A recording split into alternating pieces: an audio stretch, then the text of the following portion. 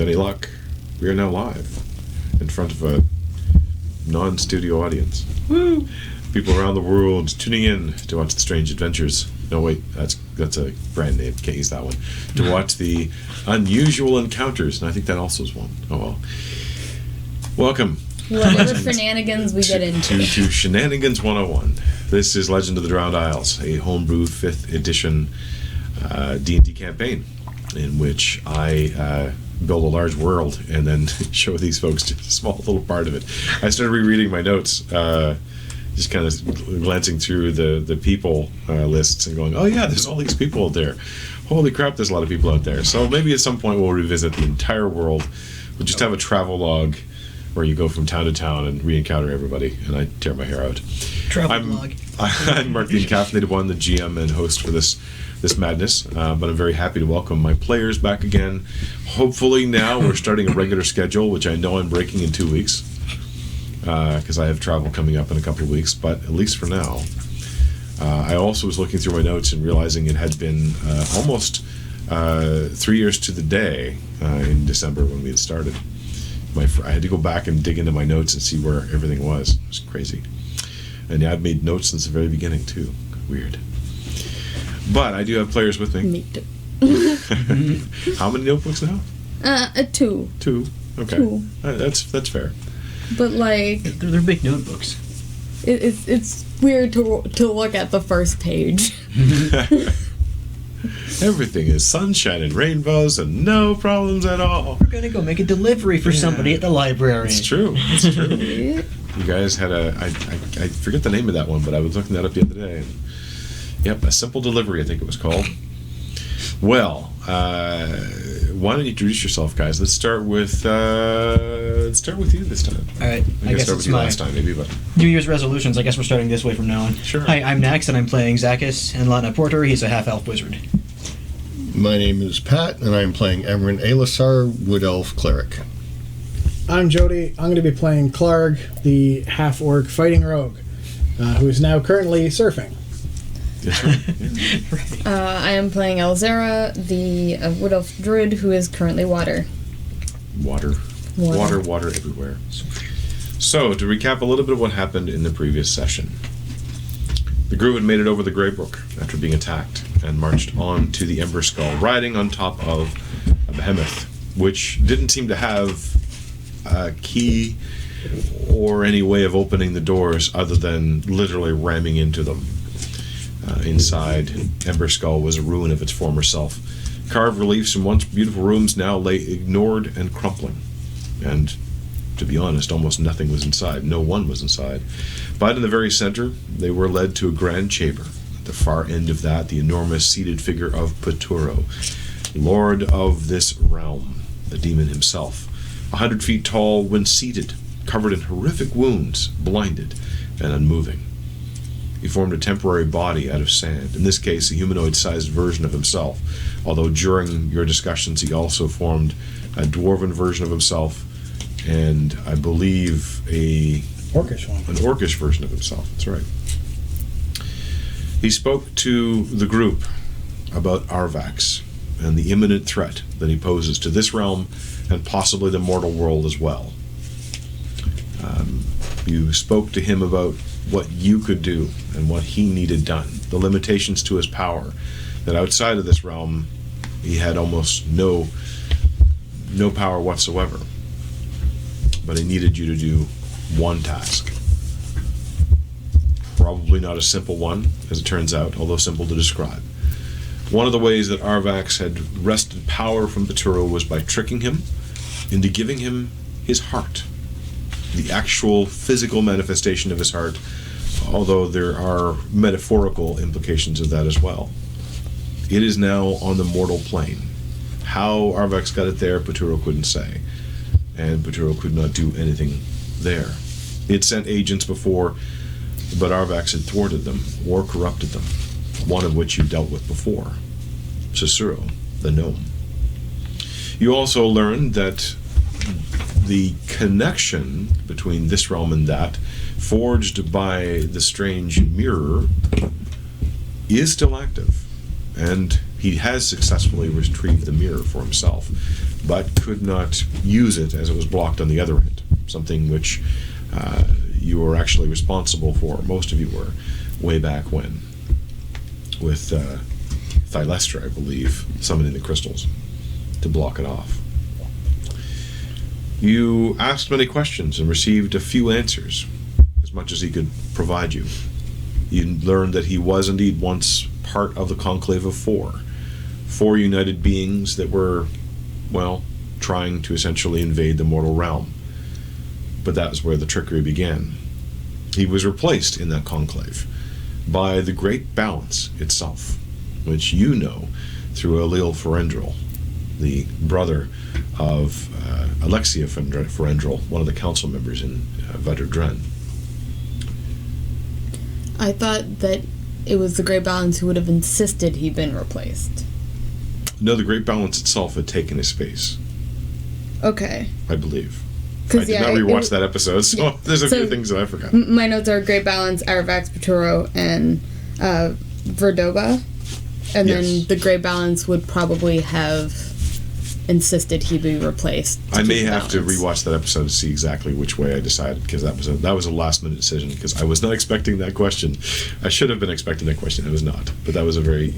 We'll verify that. Yeah. In any case, you know the Great Balance is involved. Yeah. Paturo, after you accepted his request, branded each of you with his own mark. The mark binds you in ways that were not entirely expected, although he did say that it would bind you together. You now have a sense of where each other is. The closer you are, the more intense and exacting that is. But you have a feeling that you could extend that sense quite a long distance. Not entirely unfamiliar to you, Elzera, because you get a similar sense from the ring that you carry, knowing wherever that tree is, at least on this realm, and also where the other parts of your betrothed soul is. In addition, however, and something that I forgot to mention on the stream itself, it does give you the ability as an action to use the message cantrip for free, but it does still require its action cost. And that is only with each other. The mark also gives you a stronger connection together and with Paturo to carry forth a ritual that he describes. The ritual will allow you to tap into his power that exists on the plane you're on. In this case, the mortal plane, connecting you to wherever his heart is, with the hopes that you'll be able to find it. It's intended that spell should be done over a map. And the more accurate the map, the more accurate the prediction. But the broader the map, the less specific the direction is. He led you through that, and you did feel the connection to him in this realm, but everything in this realm is connected to him. You've yet to try that in the mortal plane. That's because you were still in the shadow. Then, Amrun, while having a moment to himself, essentially, although I think both Zakis and Klaarg was there, decided to put up an extra protection for Emberskull. Because if Emberskull fell due to the war that's currently raging, Arvax would seize whatever power Paturo has left. And the seeking of his heart would be moot. The heart, by the way, you were given a choice as to what to do with it. You could destroy it utterly.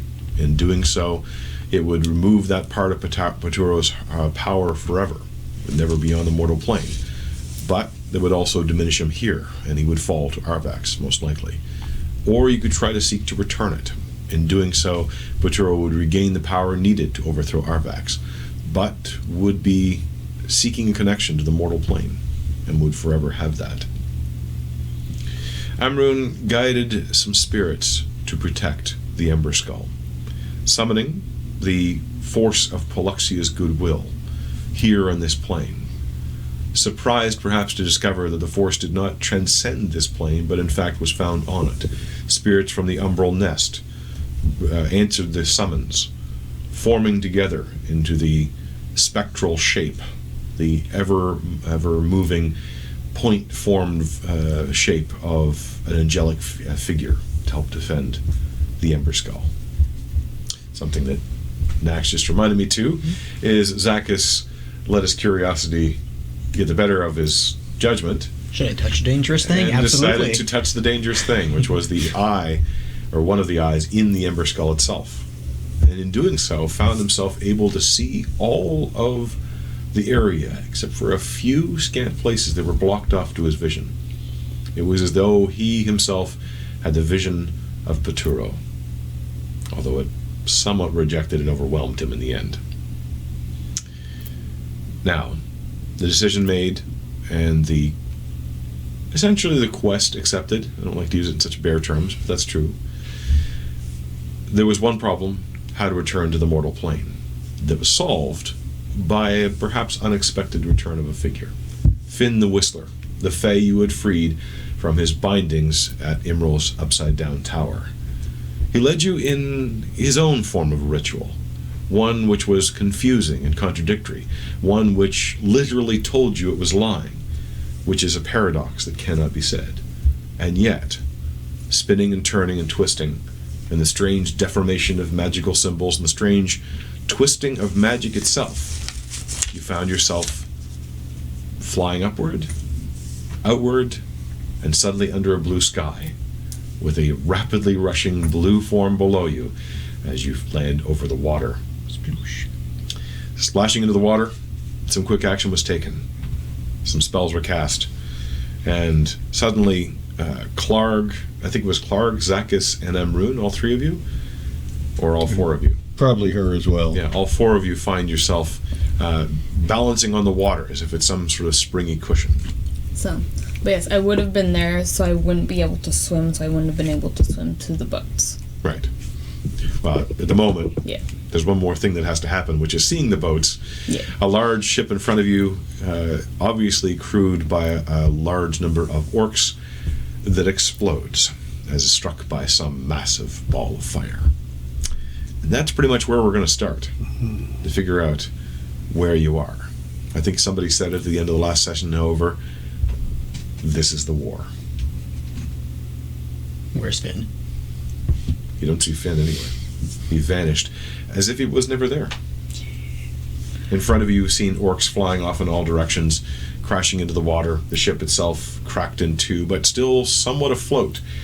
You can actually see little wisps, almost like clouds or like steam, floating around the timbers of this ship, almost seeming to bind it together, even though it is sporting a massive hole in its side and is taking on water. Somehow it's being held together. There's a lot of mass confusion as the orcs themselves are all shouting. Do any of you speak Orcish? I don't. Not well, It's but he knows it. unsurprising what they're shouting to each other. Mostly orders, mostly talking about getting back to the landing, mostly talking about... actually, you would hear the terms surprise attack, as in they were not expecting what had just happened. Another explosion, this time off into the water, but the flame dips below the surface and then explodes outward, rupturing, sending a couple of the orcs flying off in a couple of different directions. The magic that's binding the boat together, or the wisps, is that magic, and can I tell what it is? Well, it's not a rope, so it's very likely magic. Make an Arcana roll. That's 4 plus 14, so 18. 18. I'm a little jarred by water and walking on it, And the weird sensation of kind of lying or standing on a water bed, literally a bed of water at this point. But as you look over, most of that disappears as some curious phenomenon is happening in front of you. And if there's one thing we know about Zacchus, he's more interested in that than anything else. Yeah. Well, I'm not drowning. What is that? Yeah, I'm not drowning now, so now I'm curious. As you look forward and you see the wisps moving, it is obviously a magical effect of some kind, not a rope of any kind. In fact, you can see pulses of energy moving around and even make out small shapes that seem to shift and twist, momentarily looking like, was that a rabbit? That one was definitely more dog-like in shape. And as you start to think about it, you realize that these are pure spirits, bound into service and holding the ship together, seeming to run in an endless chase, almost as though the chase itself is what creates the ropes of binding.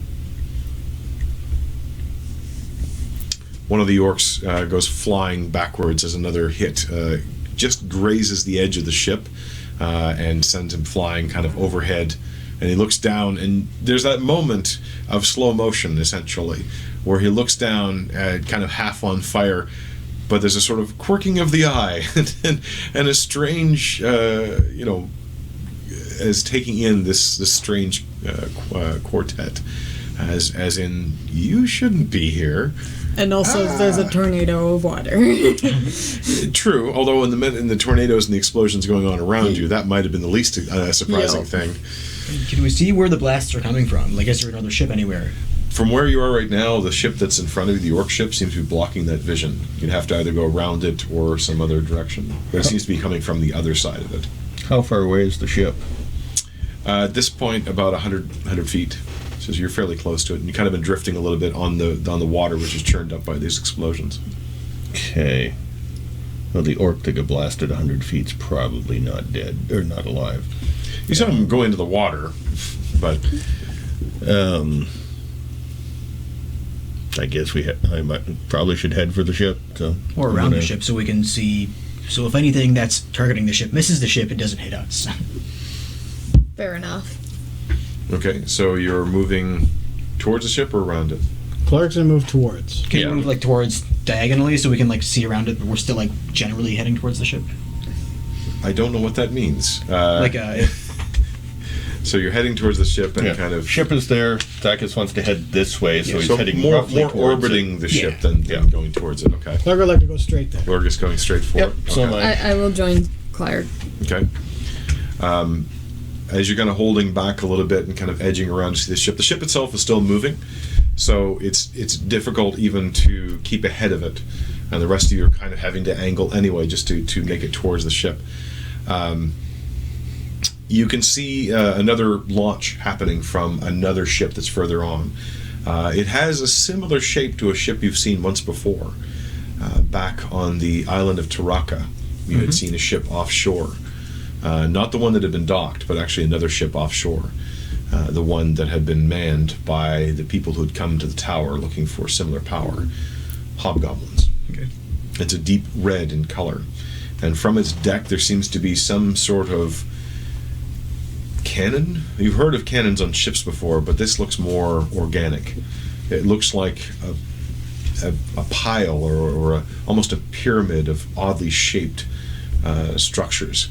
Every once in a while kind of pulls in on itself and then just belches forth a ball of flame launching towards the ship.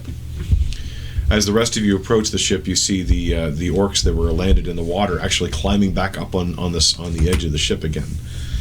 You hear the sound of drums beating frantically towards the back of the ship, and can see them starting to ready bows and arrows for the most part. Yeah, that's what you see at the moment.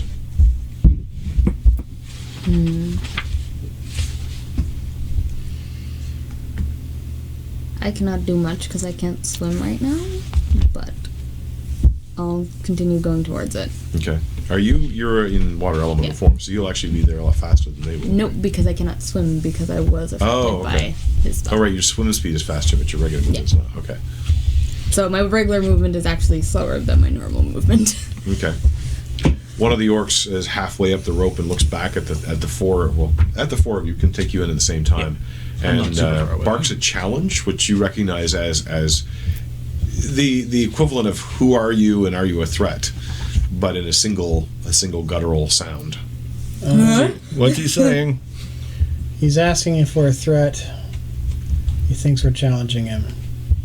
He looks more confused than really the kind of, what are you doing here? It makes no sense to him. Klaarg will actually yell out, hold, we're here to help. In his best orc. In his best orc. Orcish. Are you trained in persuasion by any chance? Or intimidation? Whichever way you want to go for that. Persuasion and intimidation. Okay. If you just do me a roll, because I Sure. want to see what his reaction would be. Sure, not a problem. Let's use intimidation. So Okay. I'm just telling him to stand down. Okay. At least regarding us, anyway. 25. 25. So he hears you yell out in Orc and recognizes, even despite perhaps your accent being somewhat rough, and doesn't seem to take a second thought. He just sort of simply nods and then continues to climb up the side. There are ropes that have been dangling over the side, or more webbing really, that have been dangling over the side. As the drums intensify, you can actually see those spirits moving faster, trying to compensate for the massive gaping hole in the side of the hull. It is taking on water. We're helping, right? Yeah, we're helping. Okay. Until I know what's going on, we're helping. I'm helping. I don't know what you guys are doing. I'll follow him. I follow Clark's lead. Okay. I don't know who we're supposed to be on the side of, but let's So just... you climb over to the Yeah, top. I'd be happy to get on dryish land and see what's what. You pull yourself up to the edge, and you can see now there's a half a dozen orcs on top. One of them seems to be towards the back, frantically beating on drums in a rhythm that seems to also mirror the pulsing of the moving spirits There's a around connection you. there. The others are indeed pulling out bows and arrows, but the arrows look kind of strange. They look like they're made of bone. Thin, long, but tapered at the I've end. seen those before. Yes, we've been hit by Well, those before. slightly different, but Slightly different. The bows themselves look like they're strong construction, but crude in a way. Each of them take a moment and chant something. It's short and crude. I'll give you the long version of what you would interpret it as, Okay. which is "May the ancestors guide our hands," but it comes across as a couple of syllables. Okay. And you can see the ends of the arrows as they dip them down grow a little silvery as they pull back and fire as one unit. Firing on the ship that's across from them, you can see is about the same size, but has this strange cannon on the middle of it. And there are several hobgoblins in full warrior outfits. So not your casual sort of fighting armor even. These look like ceremonial outfits. Think samurai, essentially. Right. But a little bit lighter than that, as the volley goes back and forth. The rest of you come up on deck. The one that was climbing up just sort of shouts friends to the rest, who look over and take almost no notice of you whatsoever. The water elemental, they don't even seem to notice. Maybe they're not even paying attention to water sloshing over the side. It's maybe all they think of it at the moment. Water elemental, what else? The other ship is about 200 feet away at this particular point. Their arrows start to strike. What's the effect of the arrows when they strike? Anything? Or? That's not good. That's worse. Yeah, most of the arrows go wide and splash off into the water. Either a little too short, most of them are too long. One of them strikes one of the hobgoblins on the deck, who goes writhing down to the deck and seems to be incapacitated. And what have I seen or read about those cannons before? Like organic cannons that No. fireballs? Okay. No. You've heard of cannons, in other words, ones that fire shot. Yeah, like normal cannons. Yeah, but nothing that looks like that. The only things you know that can do that are things that can generate magic. But only living things generate magic. can you counterspell with shots? I can try. You have an opportunity as another one launches towards you, and you see the fireball coming straight for the deck. The rest of them seem to scatter somewhat and gripping onto the sides of the ship. It's going to hit quite solidly. I'll try to counterspell when... I'll try to time it. Like, for example, when Miley shot a fireball in our faces when she wasn't herself, I'll remember that moment where I canceled or counterspell her fireball. I'll try to, approximate it to, that moment when the fireball's, getting generated. Okay. What level is counterspell? I'm guessing it at 3. 3? Okay. Make your roll. As it comes closer, you realize this is bigger than you expected. What is the range of counterspell? Yeah, I just thought of that. If the ship's 30 or 200 60, feet I think. away, 60 feet. Yeah, Can I so try to you- counter it to when it's close? Yeah, you're going to have to wait. You know the limits of this magic. All right. So, So you're holding it. what modifier do I apply to that roll? Is it just a straight up roll? It's your magic proficiency.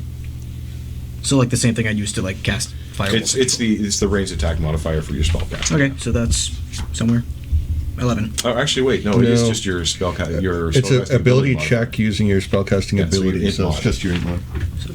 That's one of the weird ones that lets 13? do that. What was it 13. 13. Unfortunately, it does not. The spell is stronger than you expected. Now, all of you get to make dexterity saving throws as it collides with the deck. Wow. 12. 17. 11, unfortunately. No. 19. 19 succeeds as the blast basically explodes in the center of the deck and flows to the very edges. Those of you who failed take 53 points of fire damage, and you're thrown 30 feet, which is off the ship. Those of you who succeeded take 26 points of fire damage. Pardon me while I get my calculator. How much damage if you fail? 53. No, if you fail, yeah, 53. As this massive fireball licks across the top of the deck, more planking goes flying, and the drum beats stop, and the ship starts to sag in the water. Is that a concentration spell, Water Walk? Nope. Okay. Lasts an hour. Okay. That's it. You can see several of the orcs that had managed to make it back up have now flown off in other directions. You don't see where they landed. I'll try to help people back onto the boat. Okay. Looking around, do I see weapons on this ship other than the bows and arrows they've got? Like, does this look like a warship sort of thing, or a ship that has people with bows on it? A lot of the top deck has been destroyed at this point, but judging by what was hanging over the sides, this is a fishing vessel. They were not expecting an attack. Okay. Just from...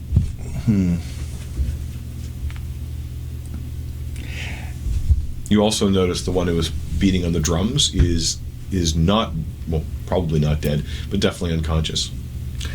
Well, And the ship is sagging a little bit in the water.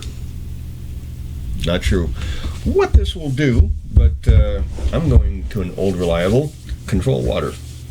Okay. I have a 300-foot range, so the other ship is in my range. I center on it a 100-foot cube Okay. of... Is that like 10 foot by 10 foot? Or 100 foot on the side? 100 foot on the side, including down. Suddenly, Okay. it is not in water anymore, and it falls 100 feet. Ah, okay. So the kind of... Or water until slide. it hits the bottom, because I don't know how deep the water is here. Okay. Yep. If it hits the bottom, it's probably going to break up, It takes that because equivalent that's a damage. big ship falling a distance. But if the ocean is deeper than that, then it's going to fall onto the water, which means it probably gets shaken up and maybe broken some, but not as bad. It then says it will fill in over the next round, but I'm going to keep doing that. So, Keep doing it as in maintaining... well, it automatically says it slowly fills in the trench over the course of the next round until the normal water level is restored. But I have duration concentration up to 10 minutes. So if it's going to fill up, I'm going to move it out of the way again. Okay. And keep slamming it into wherever. At the very least, I'm hoping it'll keep them from firing any fireballs at us again. Okay. Yeah. So as you reach out, tendrils of blue reach out with you and kind of skim along the surface of the water across to it. Yeah, there's probably the water itself kind of like bows down and moves a bit, because I have that effect on water in the area whenever I cast. So And the swell, or the... What is the opposite of swell? Because the swell is when it goes up. The I ebb. forget. Ebb, I Yeah. guess. Ebb tide works. The ebb of Yeah. the water as the bottom falls out beneath the ship, as you just see it disappear below the surface of the water. do I hear any sort of loud, resounding crack as though a 1,000-ton wooden ship just hit a hard surface? Anything less than that, I probably wouldn't hear. There's a lot of noise right now from the water itself moving around. So you make a perception check. Do I? Well, you're kind of helping people, but you sense a shift in the water beneath you as you reach down and try to help. 27. 27. You definitely hear it's faint because water blocks a lot of the sound, but you definitely hear the satisfying sound of cracking wood. A lot of wood just cracked. Now, for the rest of you, you're moving across. I think you grab a hold of one of the swimming orcs and kind of pull him. I think your strength is. It's 18. Yeah. So he's a little harder, a little heavy to pull, but you do kind of start pulling him out of the water, and then you kind of have that innate sense. For you, water is not a foreign place, even though you're walking on it or floating on it, not like you normally would. But there's a strange shift in the way the water moves. For Zachus and Klaarg, what are you trying to do first?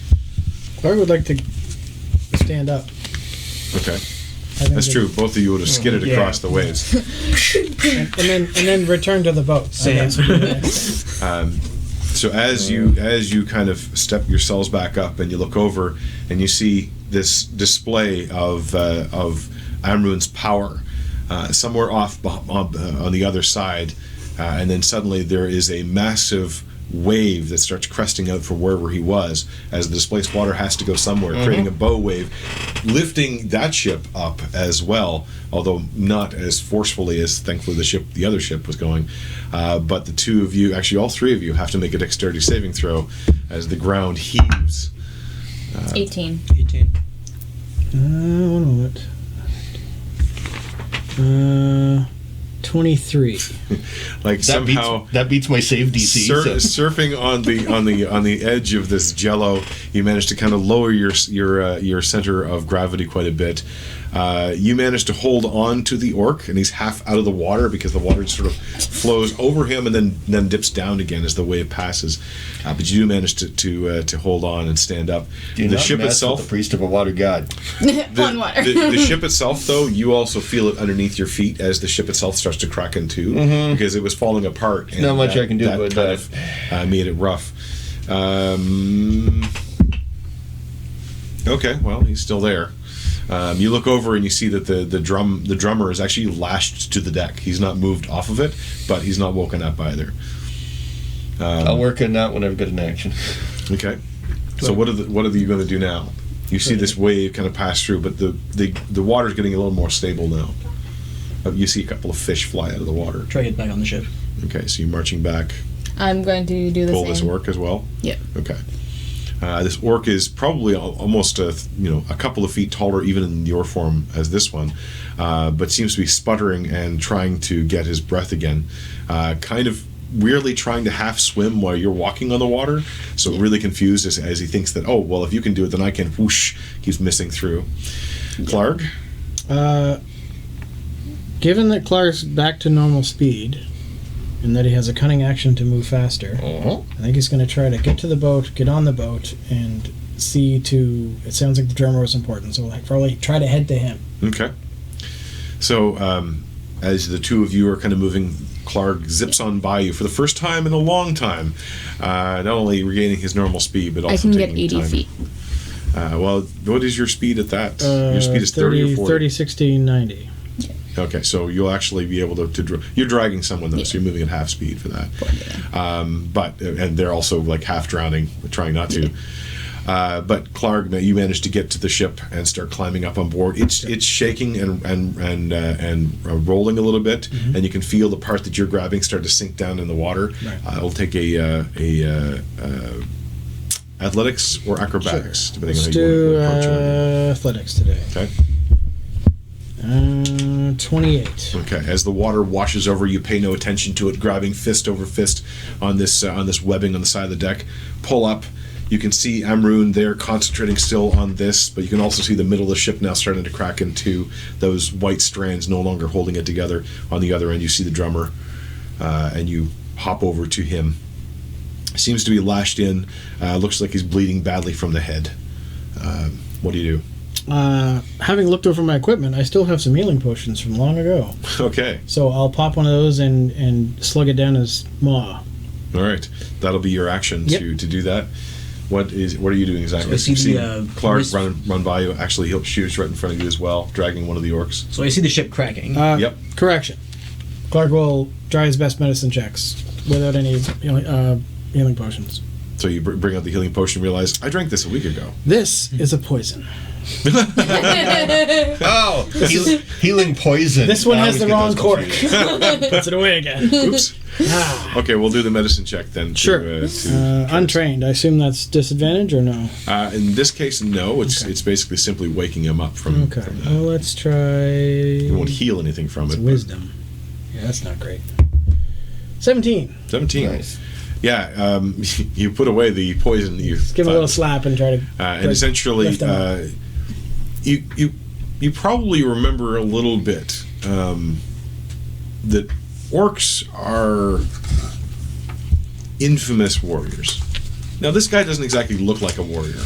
It looks like he beat the drum. That's kind of what his job was. But his arms and shoulders are very massive.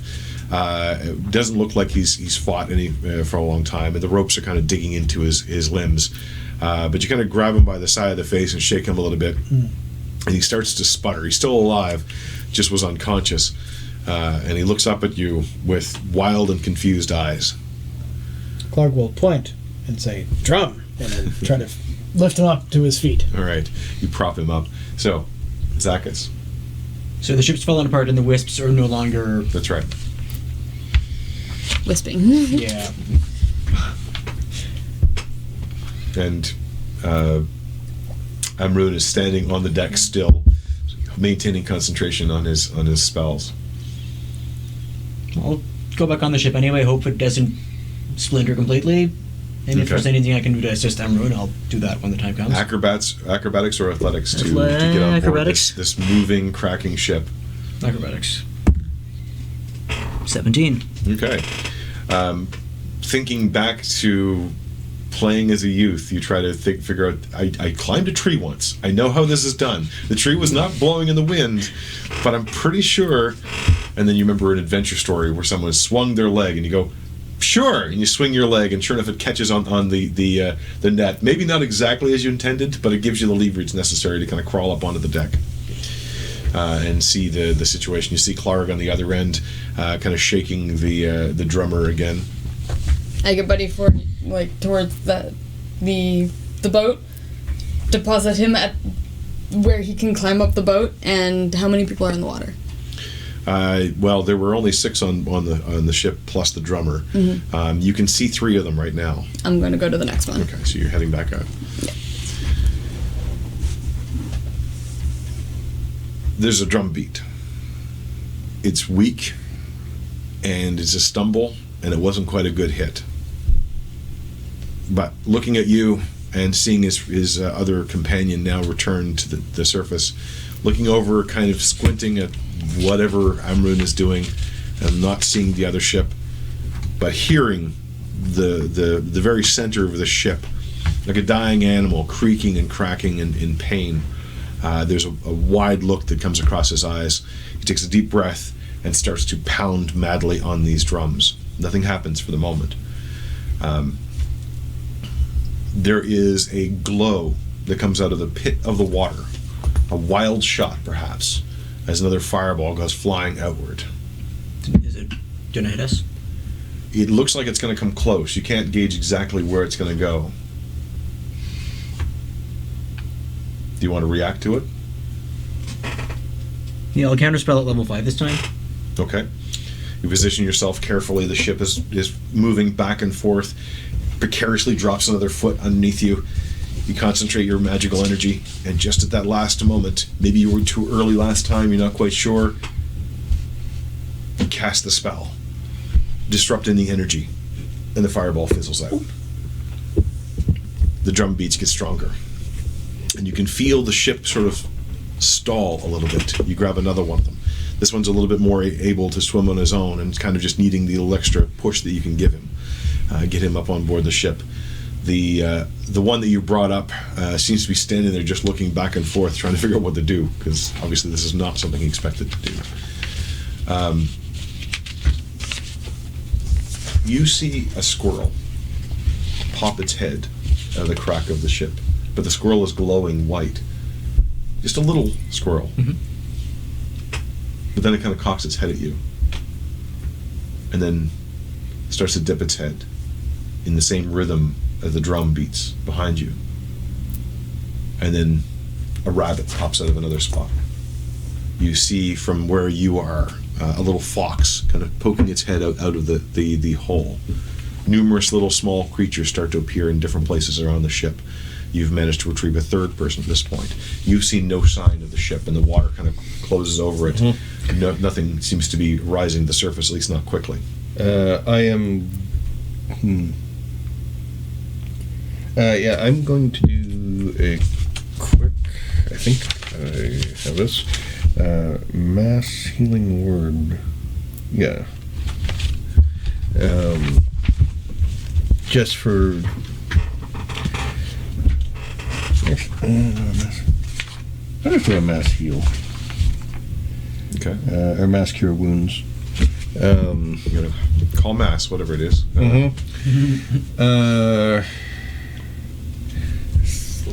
Just a second, just gonna see what the... I think it's 30-foot radius, 60-foot range. I think. That won't get everybody on the deck. No. 30-foot sphere. Something feels familiar about this beat, Klaarg. It resonates within your heart.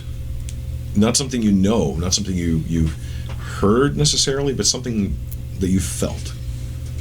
It feels familiar. It feels stirring old memories, vague ones. Klaarg will squint. I'm going to cast a level 5 mass healing word, which has a radius of 60 feet. Oof, okay. Or just a range of 60 feet, but it's not a targeted area. It's just everybody anyone within 60 feet. Yeah. Well, up to 6 targets. Okay. I believe that's still, Alzera has dragged a third person up on deck. When you get back up this time, you actually can see there's 2 others on the other side. You don't see that 6th person. Okay, I'll try to get as many of them as I can. Okay. So if there's the drummer and 5 people, or 5 orcs? Well, there's the drummer and 3. The other 2 are still in the water. Okay. Are they within 60 feet? Those all are on deck, yes. But the guys in the water are not within 60 feet. Okay. Okay. Then in that case, the 4 orcs,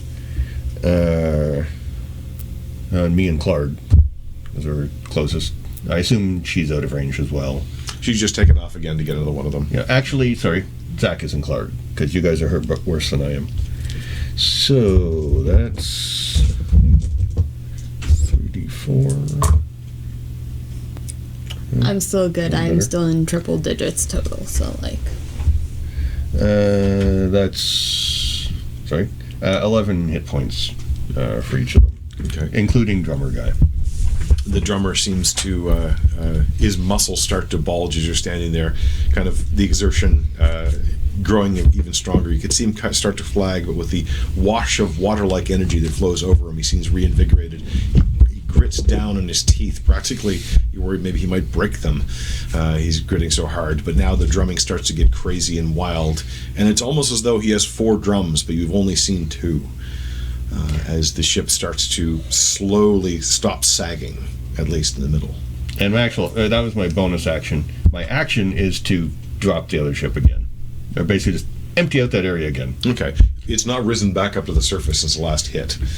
It went down and then did not come back up. Yeah, well, the spell says that the water fills in the area. It flowed inward, yeah. Yeah. So I'm just going to keep dropping the water down while I can. On the second drop, you don't hear much of anything at that point, but as the water fills back in, you start to see little bits and pieces of wood from the crushed ship, and a couple of bodies float to the surface. You can see them as well, and once again, there's that swell of a wave that passes over you. Any sign of the cannon? Not from where you're standing. No, I'll end the spell. It's still a couple of 100 feet away too, though. I'll end the spell after that one. Okay. The drumming intensifies, and you hear the 3 orcs that are on board the ship start to chant alongside of it. It is a deep chant. It is a war chant. It is from the deepest parts of their stomach, and they stomp alongside, and they clap in rhythm, and suddenly it's more than just the drums. It's an entire song. And the swirling energies once again start to pull the ship, not back together, but holding it barely together. It's still deeply cracked in the middle. There's still water that flows in the bottom. You can see there are caches of fish that have now kind of been able to swim out of the center where they had been caught before. They start to bark orders at each other. You, get that, get the rope, get this. And they start to fashion a way to lash the ship, essentially, to hold the 2 pieces in place long enough. The drummer changes his tune somewhat, and you can now see some of the water as some of the strands of light flowing towards the back of the ship, no longer holding the ship together. It creaks and the ropes snap tight. What are you guys doing in the meantime?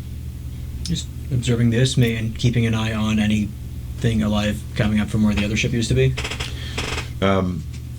Observing like the magic that's working too. Like it's like nothing you've seen before. It's at first it was like a summoning ritual, but then it turned into a different kind of ritual, a strengthening ritual or something like that. You can see the drummer's getting intense, a little flecks of white coming off the sides of his mouth. He's just focusing so strongly.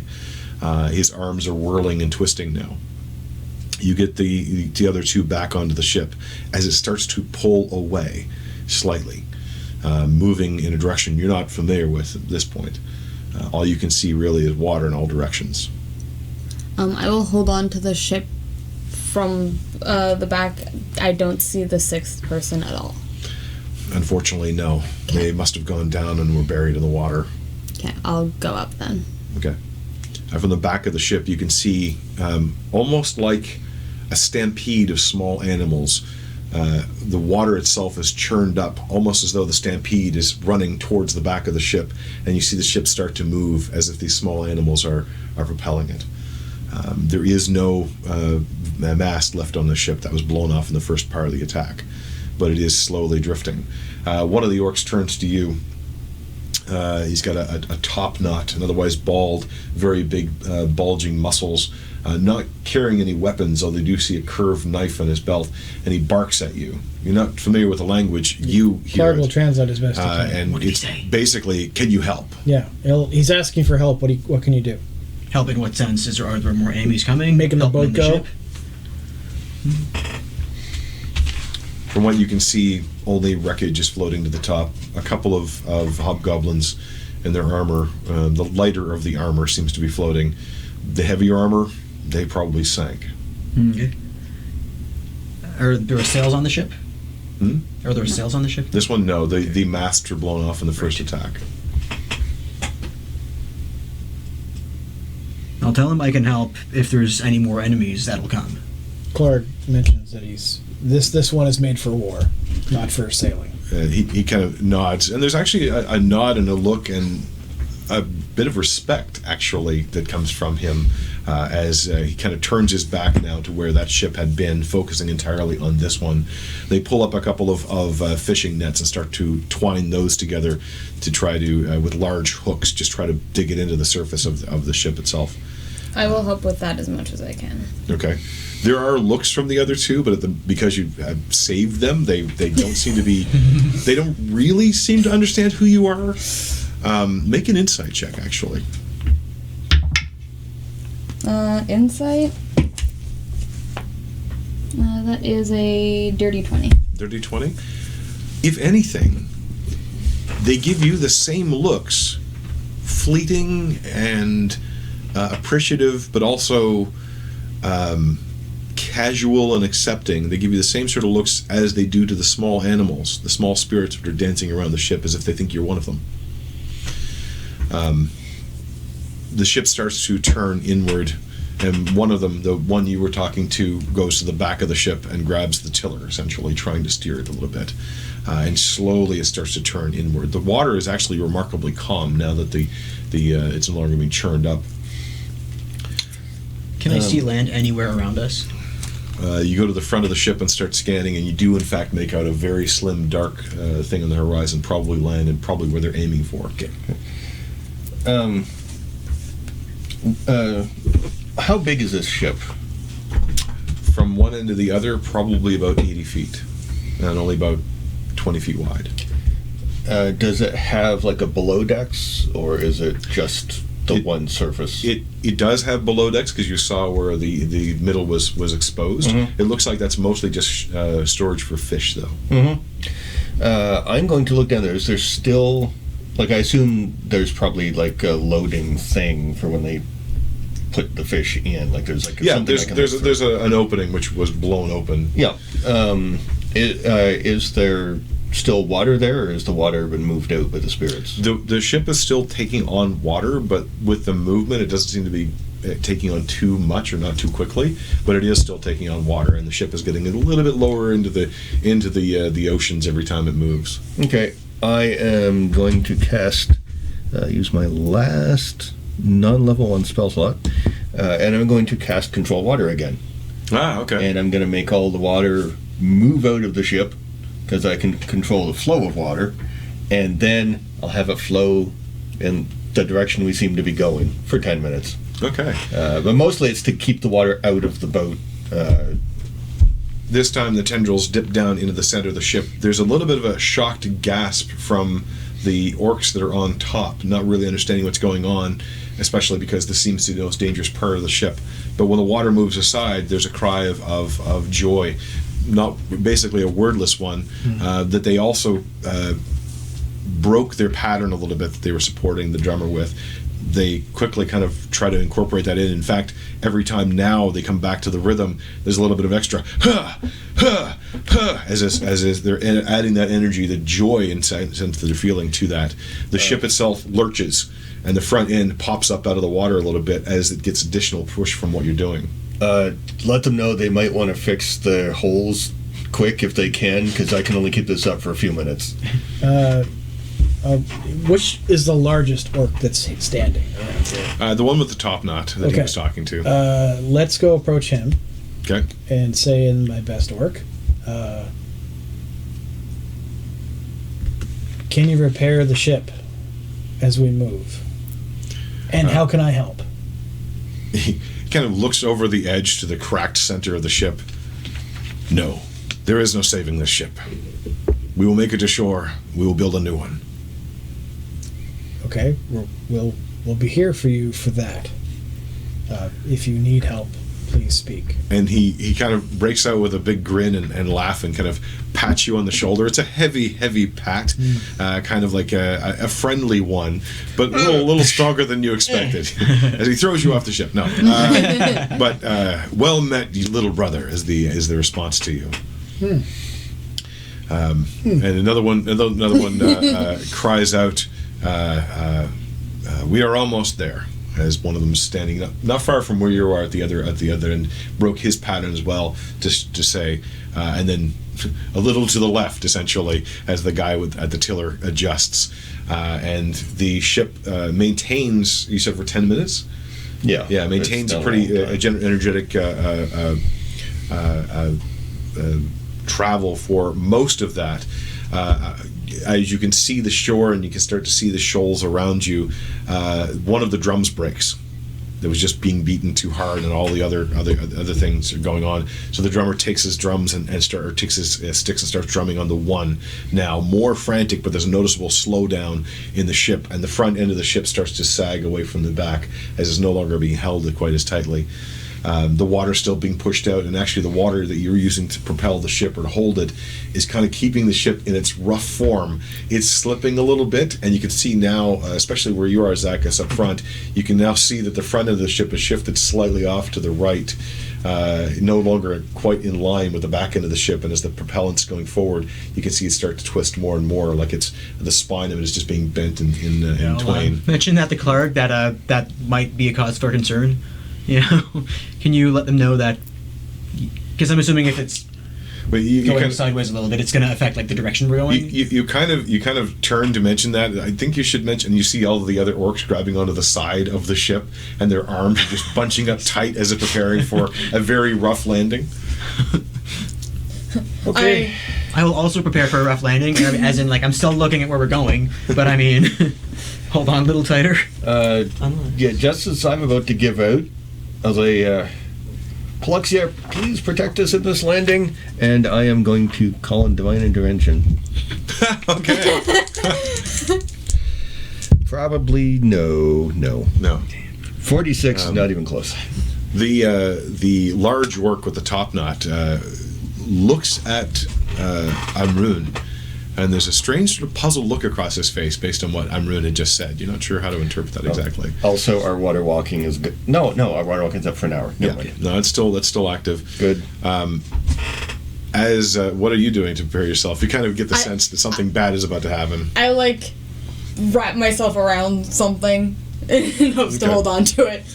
There's a little bit of the I think it's the gunnels, the rib around the outside of the ship. Mm-hmm. Part of that is still there, and you kind of swirl around that and try to grip on. How about you, Klaarg?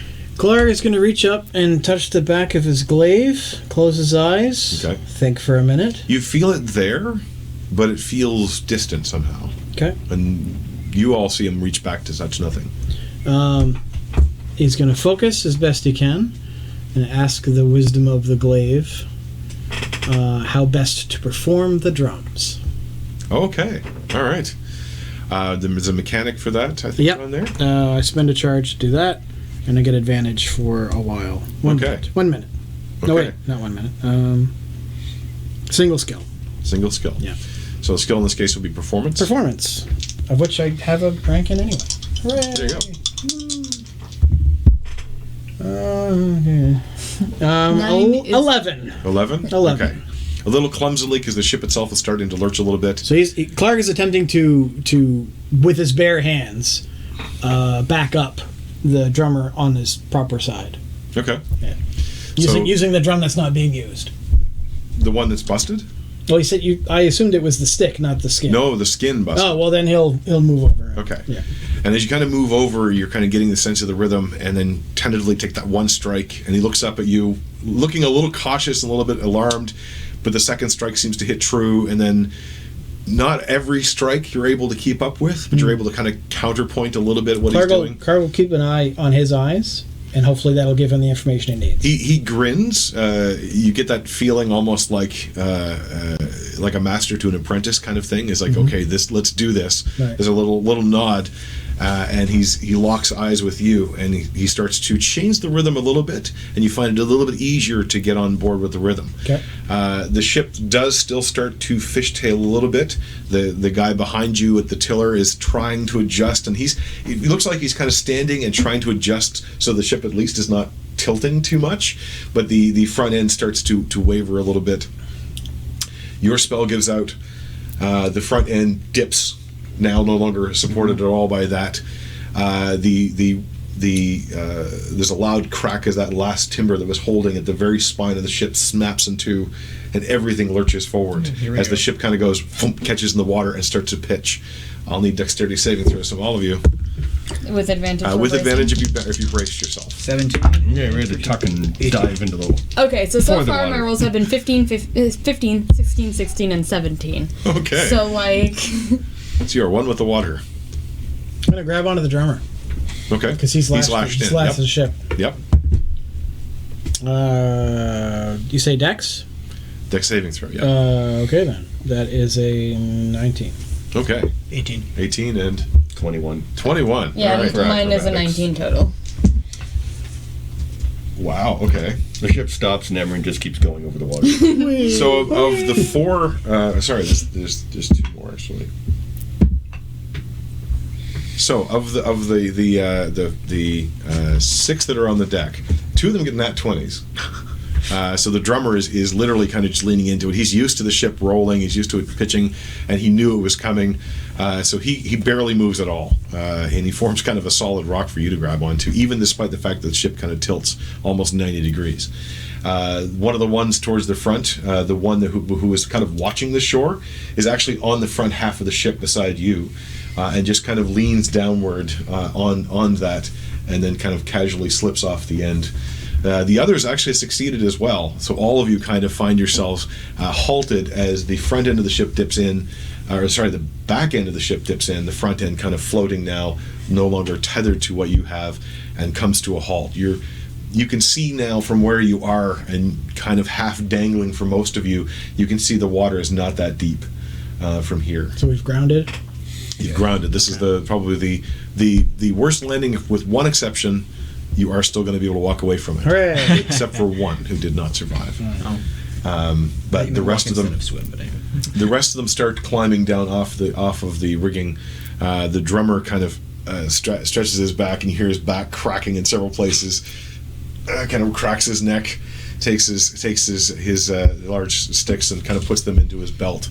Starts to try to untie himself. Klaarg will pull out the sacks and say, "Hold tight," and then cut both. He braces himself so he doesn't fall to the ground. Two of the other orcs start rummaging around in what's left of the fish that they caught, and look to be trying to gather some of them up in the nets to at least salvage that part. It's a weird priority at this point, but it feels almost ritualistic to do that, to make sure they capture some of their harvest. Can't go home empty-handed. You feel a massive hand across your back as the one that was beside you kind of laughs and congratulates you. You think he's congratulating you. You're not really sure what he said, but he is smiling as he kind of pats you on the back. It nearly pitches you forward, mind you. I'll just awkwardly smile back and nod. We made it. He says something you don't really catch, or you really understand, and it's too low for Klaarg to hear at this distance. The rest of them start making their way towards the shore. You can see it looks like a large island, larger than what you're used to. Off in the distance, you can see a bit of rock, sort of a semi-mountain, if you will, covered in cloud. Between here and there looks like a large bamboo forest of some kind. While we're getting off the boat and stuff, I'll turn back into myself. Okay. There's a cry from one of them, and it's sort of a disappointed cry. It's like, "Oh," as they see you change. As soon as the boat had hit and Amron stops, he would have run back to check on everyone. Okay. Does he see that one has died? No. Okay. You only see the ones that are there. That one was never retrieved. Oh, that's the one from back. Yeah. Okay, I thought another one died. No, none of all the ones here. They are battered and they are bruised. The drummer is in really bad shape. He's kind of. You can tell from where you are, especially Klaarg, that he's putting on a brave face. But you can also see the deep welts on his legs where the lashings cut into his legs, and he stumbles a bit trying to get off of the boat. Klaarg will help carry him as best he can. He grudgingly nods and kind of accepts it, although he snarls at a couple of the others that kind of give him a look. He stands a bit taller than you, actually. Still, Klaarg is short. Yeah, well, he's average orc size, which is nearly 7 feet tall for a lot of them. Klaarg is 5'4". Yeah, so but kind of crumped over a little bit. He's still a little taller than you. Right. Amron is going to transfer some health to him from Amron. Use Siphon Life and do like 6 dice worth from me to him.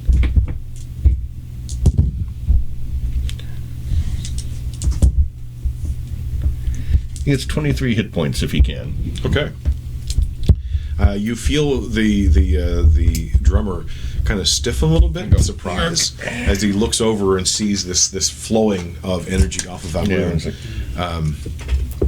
He kind of whispers to you, "I do not see drums." It is a different magic. And he kind of kind of nods to you. "We will talk more." Please. I'm going to go lie down. How much time is everybody taking to do all these things? Is it 10, 20-ish minutes? Or I mean, you can stand there for 20 minutes if you like. It looks like this probably going to take them that long to gather up the fish they have. But the rest are making their way into the shore. You can see that there are down the shore, just around the bend, there seems to be at least one building you can see that might have actually been the original destination. Okay. It looks like a hut made out of bamboo. Because as I'm That's walking, where most of them are kind of turning and walking towards it. okay. Because after I make my way back to the shore, like while I do that, I'm trying to remember exactly how fast we were going at what angle we were going, so I can remember like exactly the spot where the battle happened, and I'll just like write that somewhere in a book that's not in the middle of the spell. Okay. And also a drawing of this exact part of the island, because I kind of want to go back and like see what that cannon was. Okay. But not now. Yeah, And you I'll kind of also- look around, and there's a couple of things you can use. There's that hut, for one thing, is one of the pieces you can kind of latch onto in the picture. There's a particular shape about the way the mountain seems to go. There's just an edge that you can kind of imagine to be, almost like a nose. You kind of, in your mind, kind of brand it as a nose, and then kind of start making sketches about that. And you don't know where you are, but if you could find this space, you'd be able to find out where that battle was. Yeah, like exactly-ish. And also, how many, like, milliseconds it took for us to hear the crashing sound when everyone cast a spell. But maybe that's pushing it. Like a second or so. Yeah, it doesn't take very long, but yeah. You have a decent chance of finding it again, but the sea does not have any bearings, Yes. and there wasn't any land in sight at that point. So you will have to find your way out there. Things will probably shift underground or underwater as well, but you have a decent idea of at least where to start. I'm sure we'll get attacked by one again. The one with the top knot turns back to the rest of you and speaks in Orcish. Klaarg will translate as best he can. And tells you, thank you, strangers, for coming to our assistance. You are welcome to dine with us, and we will discuss things further.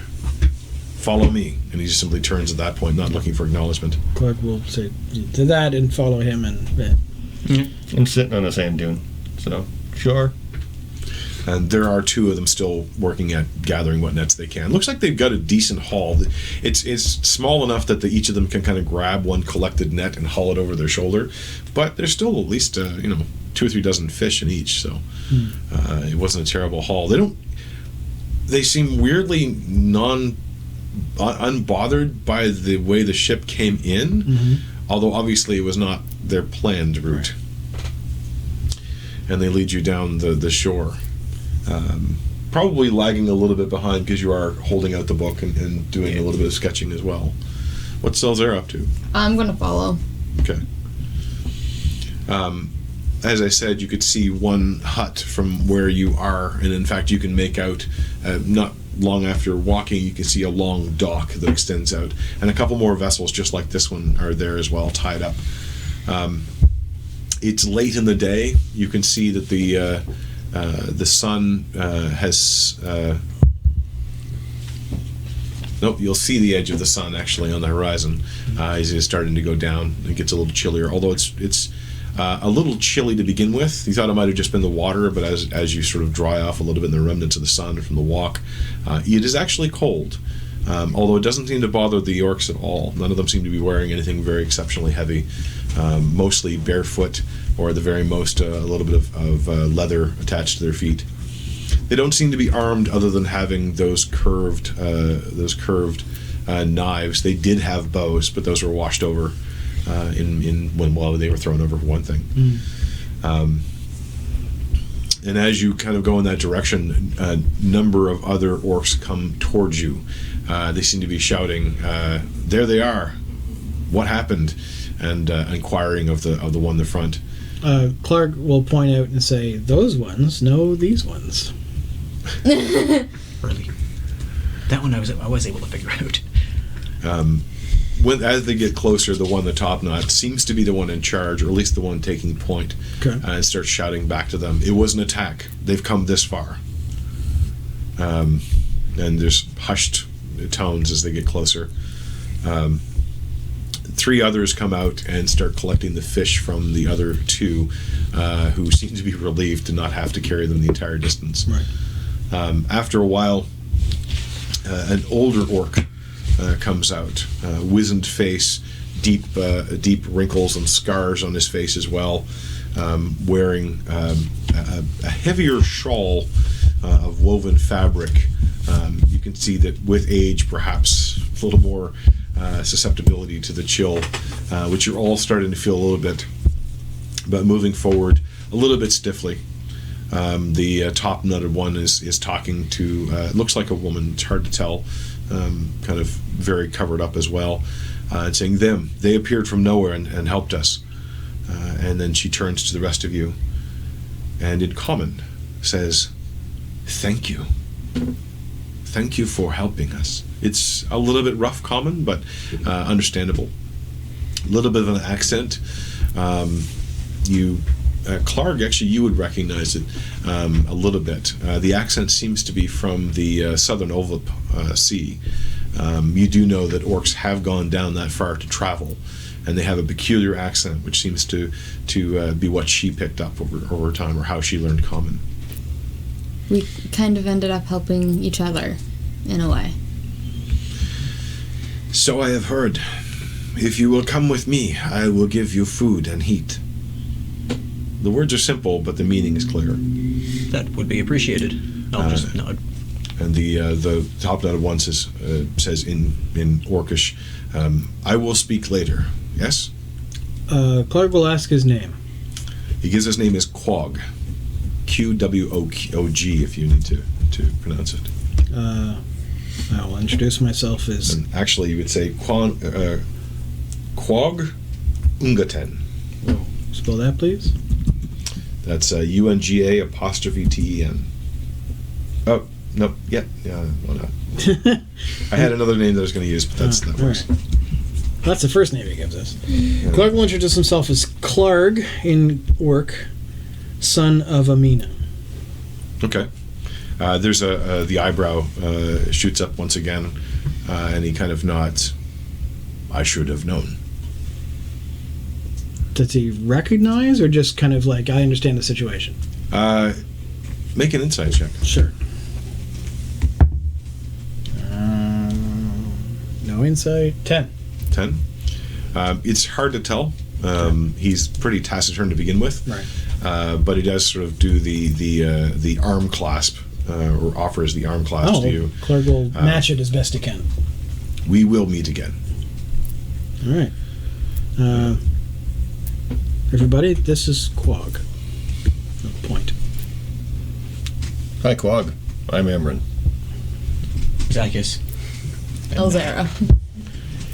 Amarun, Zarkis, Ezra. And he nods and just turns and walks away. The woman leads you into that hut. Actually, that you saw it was actually hers. It is simple inside, but there's already a fire blazing in the center of the room. It seems to be a stone built up fireplace essentially, and there are numerous woven chairs that she offers you to sit. You may call me Ganant. Ganet. IT. Klaarg will introduce himself again. Klaarg, son of Amina. And introduce in common the names of our compatriots there. I am surprised to hear that name, but it is a good surprise, as are you. Again, is that I understand your situation, or I recognize the name? If you're not going to say anything, it's just going to be insight. Yeah, he's going to just try to glean as Okay. best he can. He doesn't want to make a scene out of it. That's better. 17. 17. There's a bit of surprise, not an unwelcome surprise. Okay. More of, it's not a name I hear very often. Okay. But again, a little bit hard to read. And you said that part in Orc? Yeah, he'd say it in common. Okay. Yep. By accident. But he'd say it in common. Because you were all speaking in common, so you kind of slip into it pretty easily. And it's his mother tongue, really, for as long as he's known. How do you spell Amino? Amino? Amina. Okay. Amina. She gestures for each of you to sit and have a seat, and I have fresh soup. I will bring it for you. In thanks. She seems to be in no hurry whatsoever. Just sort of like, yep, some strangers have come to my home. It's my duty to welcome them. Everyone's going to find a flat piece of floor and meditate. Okay. The floor is covered in small bits of carpet, essentially. Looks like this is not uncommon practice to actually sit here and meditate, although there are chairs woven out of, looks like dry bamboo as well as reeds and things like that. Very well made, too, and obviously showing well used, showing that they are well used, rather, over time. And she comes back with a simple wooden bowl for each of you, filled with what smells like a fish stew, which is extraordinarily warm and very, very fragrant. A simple wooden spoon as well. She sets it down beside you, Emma, not actually wanting to interrupt you, kind of recognizing what you're doing in a weird sense. As you look around the room, you see that there are simple handicrafts in different stages of being completed. That's probably what she does as a weaver or something. It's hard to say. Do I recognize any of the crafts? I mean, do you recognize them? I guess, I mean, like, I would have possibly, like, read stuff about them at the library, right? Or there might have been some in the museum. Is it the kind of thing you would see in a market? Yeah. It is in somewhere else? Yeah, You know yeah. what I mean? It would have filtered in. You would have seen it at the Aquanian market for sure. Okay. You actually do recognize some of them that you had seen down in the Aquanian market. Okay. Or the style of them anyway. They actually fetched a pretty good price, from what both of you remember. Genuine Orcish made goods seem to. But they are mostly simple, not a complicated device of any kind, but handmade, and there are still undried reeds there as well, as if still preparing. After she gets a bowl for herself and bids you all to eat, she kind of lapses into silence for a moment, partially enjoying the soup. Does anybody try the soup? Oh, yeah, for sure. Yeah. I thank her. It's a thick fish broth with some root vegetables in it. There's still actually, in one of you, let's see, let's roll a d4. Somebody roll a d4. 1, 2, 3, 4. I get it too. I got it too as well. There you go. It actually is Klaarg. You find a bit of a fish head. Oh, look at that. That floats up. Lucky you. I hear the cheeks are a delicacy. Klaarg's favorite food is seafood chowder, so he'll use it to continue to season his bowl, as you do. Using the fish head. Yeah. I was like, you're using what? Using the fish chowder to season your fish chowder. It's like a tea bag. You just leave it in there, and more stuff happens. Yeah. It's well boiled down and very, very soft. Even the bones that you find are basically falling apart at that point. And it's very, very filling. You can all feel kind of a bit of warmth. There's an unexpected heat that kind of starts to flow into you as you. It's also the first thing we've eaten in God knows how long. Yeah. Yeah, it's actually for most of you, it's been a long time, and the full rich sensation of this comes back to you, and your stomachs start to growl as you sort of realize there hasn't been anything that you've eaten or needed as such, but it feels very satisfying. And she kind of watches your reactions and seems satisfied or pleased with your reactions, kind of taking it as, okay, I've made some good soup here and these people appreciate it. But after finishing a bowl herself, were you going to say something or? No, he'll eat a bit. He will eat some. Yeah. He'll eat the soup. I guess I was pleasantly surprised. I mean, he was expecting, like, Orcish civilization to, like, not be as good as Vator, but I mean, this is actually better than what's in the library, and it's like... I mean, it's primitive in structure. There's nothing terribly complicated in the things that are in it, but it's well made, well seasoned, and extraordinarily filling. Yeah. Even with one bowl, it feels like you've had a substantial meal, and all of the shaking and disorientation you've been kind of feeling a little bit up to this point seems to flow away. Maybe it's also the fire itself. She pulls another small stick and puts it on the fire. She pulls out a bundle of a plant of some kind. You're not really sure what it is. It's about that long and about that big around. Looks like long, thin strands with leaves on it. Throws that in the fire, and the smoke kind of billows up a little bit. It smells kind of sweet. and very almost relaxing, really enough. She takes a long breath from it before nodding to herself. So, how do you come to be here and in time to save my son? I was going to ask a similar question, possibly a stupid question along those lines. Where are we? When are we? She kind of looks at you strange. I don't know if I understand what you mean. Magical transportation is a funny thing sometimes. Ah, so you came here by some magics. Powerful ones, then. From a different plane. We are from this realm originally. Yes. Where are you from? I'm from Aquain. I'm from Vatur. Oh, you are from more than that, but yes. Vatur, I've heard of it. Are you also from Vatur? The island. I have never been there, and with my age, I don't think I ever will be. But I hear good things. If you ever want to visit, and if we're ever not busy trying to escape certain death or trying to save the world, I may be able to arrange a visit. Wow, that is a nice thing to say, young man. I do not need to travel the world. Stories will come to me. They always do. My son brings many of them. But you are in Baraskun. You did not know this, I assume. It is strange for people to wander this far and not know. Barazgun? Baraz''Kuhn. Okay. Specifically in the village of Tigatek. Tiga''Tek. Tiga''. And you are welcome to our village. We are simple, but we do well.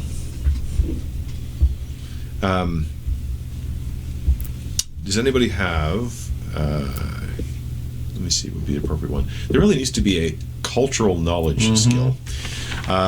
History. History is kind of the catch-all for that. Klaarg will have advantage on the roll, as the name kind of... I don't have any ranks at all. Tiga''Tk? Tiga''Tek. Tek, okay. T-E. And that's the village. Tiga''Tek. Okay. I only got the Tiga part. Okay, cool.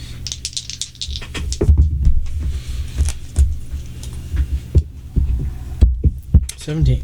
17. Can I roll 2 for history? Yep. And that's all of 5 plus 10, so that's 15. 15, and you got 17. 17? Okay. There's no reason that I would. From the books that you've read, there are books about the Orcish lands, but there's not a lot of detail. It's frustrating because it is almost as though it is partially being kept a secret, and also partially because it's dismissed. A lot of authors seem to just suggest that, well, kind of the same prejudices you were talking about. The orcs are a primitive people. They're not really worth writing down, is what most of them describe it as. But Baraz''Kuhn is the name of one of the 5 main islands of the Orcish lands. Is Karavanka one of those? No. Or was that okay? Karavanka is the heart of the Hobgoblin Kingdom. Okay, so let's not mention that in this in this polite company. Baraz''Kuhn you remember in a different context. Okay. It was not where your mother came from, but it was where she was going back to. Okay. You remember this from a long, long time ago. Probably the last time you saw your mother, she didn't really say a lot. More to your father and more in private. But her intention was to go to Baraz''Kuhn, and it seemed like it was important. She could not say no. And you also got the impression she didn't want to say no. It was more of one of those things of, this is my duty, but also my responsibility, and also I really would rather be there. Okay. Things between your parents were fine, but she never seemed to feel at home in Aquain. Right. Klaarg would like to mention a bit of that to Gannett, just to say, my mother knew of this place, and when I was very young, she wanted to come here. I don't know why. It wasn't spoke of. Perhaps you can enlighten us a bit, if you know. I know she was the daughter of a chieftain, and one that was interested in trade, but I don't know his name, or her name. We are always interested in trade. We have a bounty of fish, but not much metal. Not here. A little more towards some of the other islands. And there are things that we do not make here. Okay. I remember your mother. Really? She was strong. Klaarg's like focused. These guys could go fuck off somewhere. I'm also very He's focused. listening. She was determined, and she was strong. No argument here. But I have not seen her in some time. She has passed. I'm sorry. I do not know. She has. Then I am sad. I've sad for you, too. And for your sister. You know my sister? Of course. Everybody knows your sister. Has Agama been here? Well, of course. You did not come seeking her then.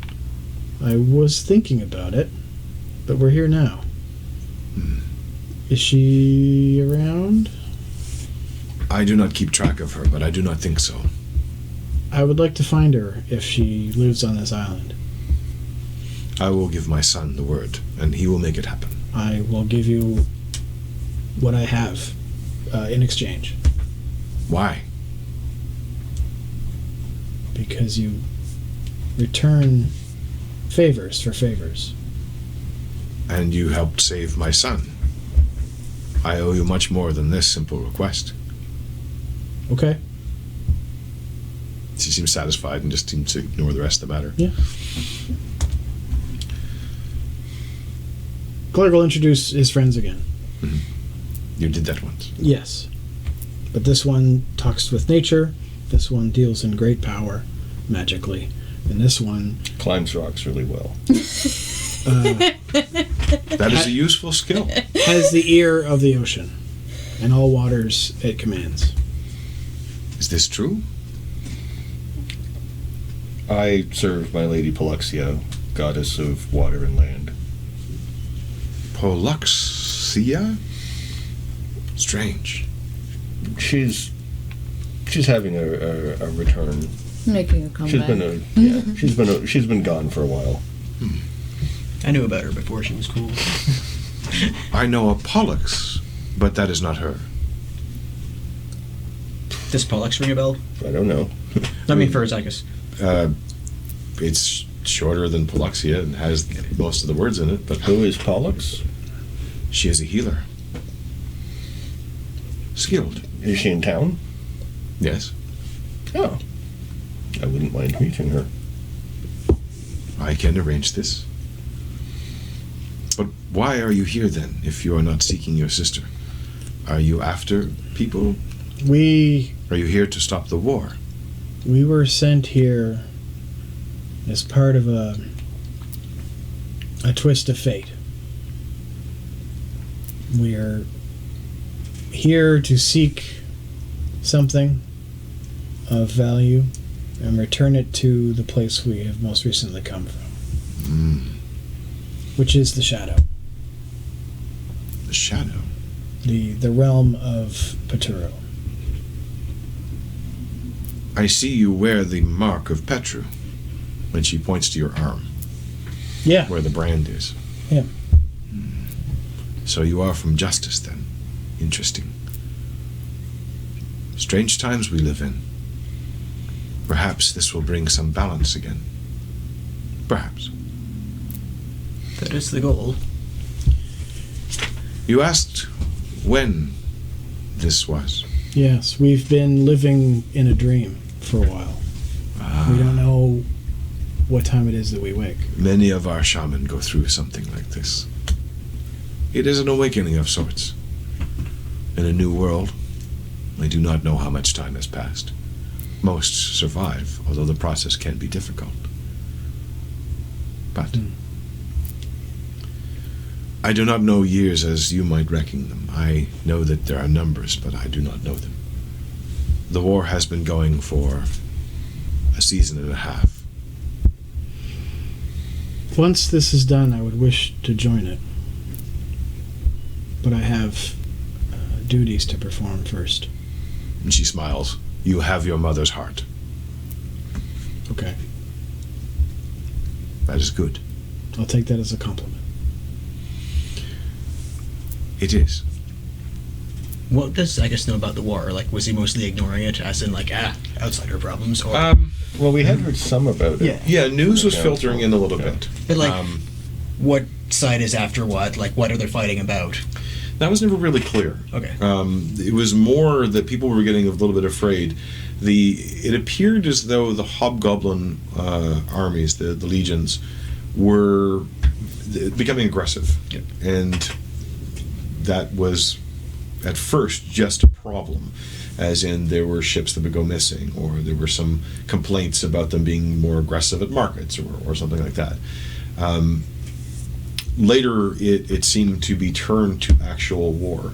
The last you had heard about it, Striendek was occupied by hobgoblins. Striendek is an island in basically almost the halfway point between Karavenka and the Orc lands.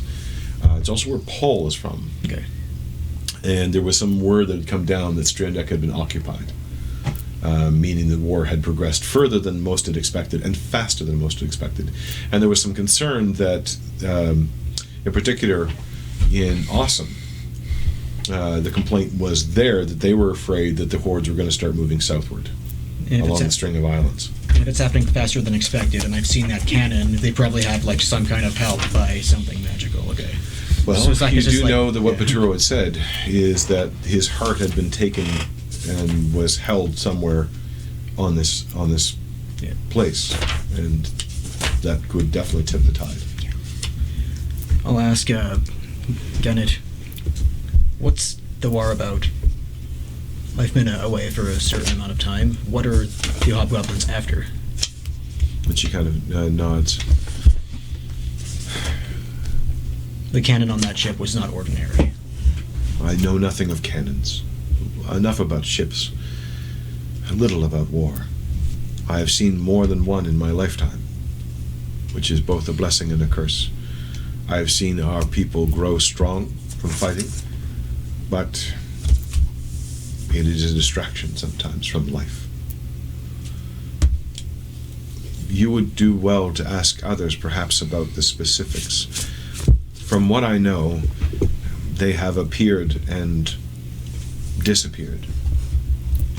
They were flowing towards us, and now invade here, the very western part, next to the deserts themselves. What they are doing here, I do not know.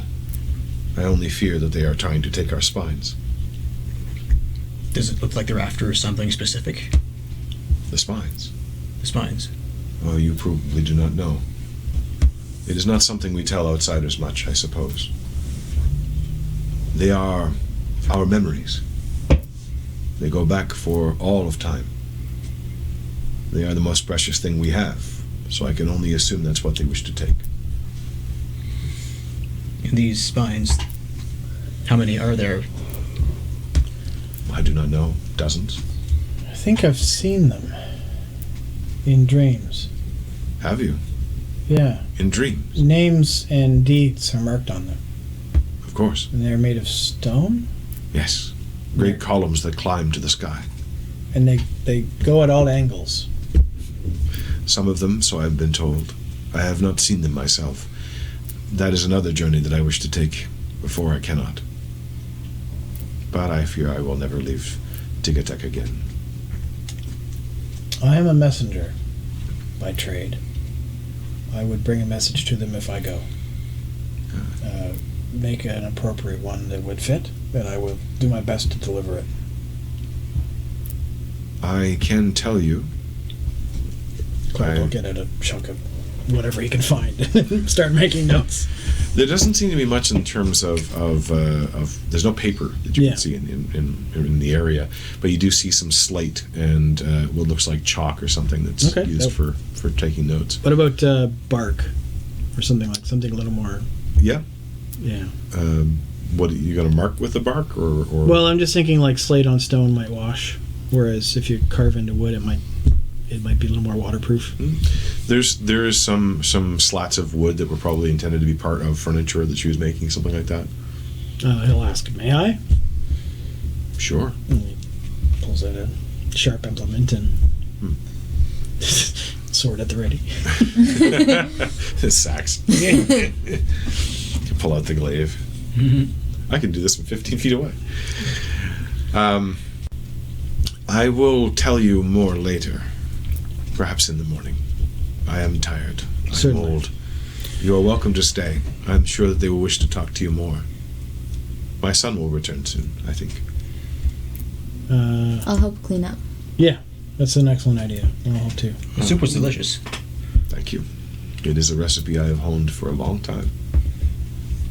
May I ask where Pollux is? Ask anyone and they can point you to her hut. Thank you. I'll head out. Okay. And the rest of you going to stay put? Or? Yeah, I'm going to help do dishes. Okay. She appreciates the extra hands. You can see that her hands now are kind of a bit knotted up. The fact that she still does crafts and still does all of this and still cook this incredible meal probably says more about her tenacity than her physical state, for certain. As they're washing dishes, I'll cast a ritual for an unseen servant to put away the dishes. Okay. There's It's something. probably already done by the time you're finished casting. It's like a 10-minute ritual or a 1-minute I ritual? think so. Yeah. Well, as a ritual, it would be one time. Oh, 10 minutes plus, yeah, of course. Takes about 10 minutes to do dishes, right? Oh, yeah. Maybe that's it just takes me. longer than that, usually. Yeah. Let's yeah. assume there was a lot of dishes. They hadn't been done for a while. Well, there would be the whole days plus the cooking dishes. Klaarg will pull out his quiver. Okay. And And- shoot the old woman. Well, he'll draw a few arrows Okay. and carefully remove the arrowheads, Okay. 10 of them, and hand them over as best he can as an offering for the meal. Again, you offer me things. I still pay you the debt for my son. I may ask again, so perhaps this will be used later. Perhaps you could just hold on to these for me for a while. I will put them in a special place. She takes them gingerly and she puts them like in a very specific spot, kind of moving a few other things away to give them almost a prominence on one of the workbenches she has. I have one last question before I let you sleep. Do you know of a clan called Red Spear? She smiles. I know of it, yes. I have a message for them. No, I have a message regarding them from an old orc named Murkhardt. Have you heard that name before? I'm afraid I have not. The Red Spear are far on the other side of Dohern. Okay. Thank Quite some travel for one like me. Fine. I appreciate that. Thank you. She nods. You know, ask her just as an aside. Are there any libraries in this village or any location where I can find information about this place, the island? And she kind of furrows her brow. Library. I just kicked a wire. Oh, no. Oh, we lost the camera. You kicked yourself It's out that of the one again. screen. If you want to reseat that camera. Hopefully you didn't You kick it know out. Yeah, I'll. Womp womp. Stand by, everyone. Technical issues, not the same ones we've had before, but brand new This ones one's easily fixed.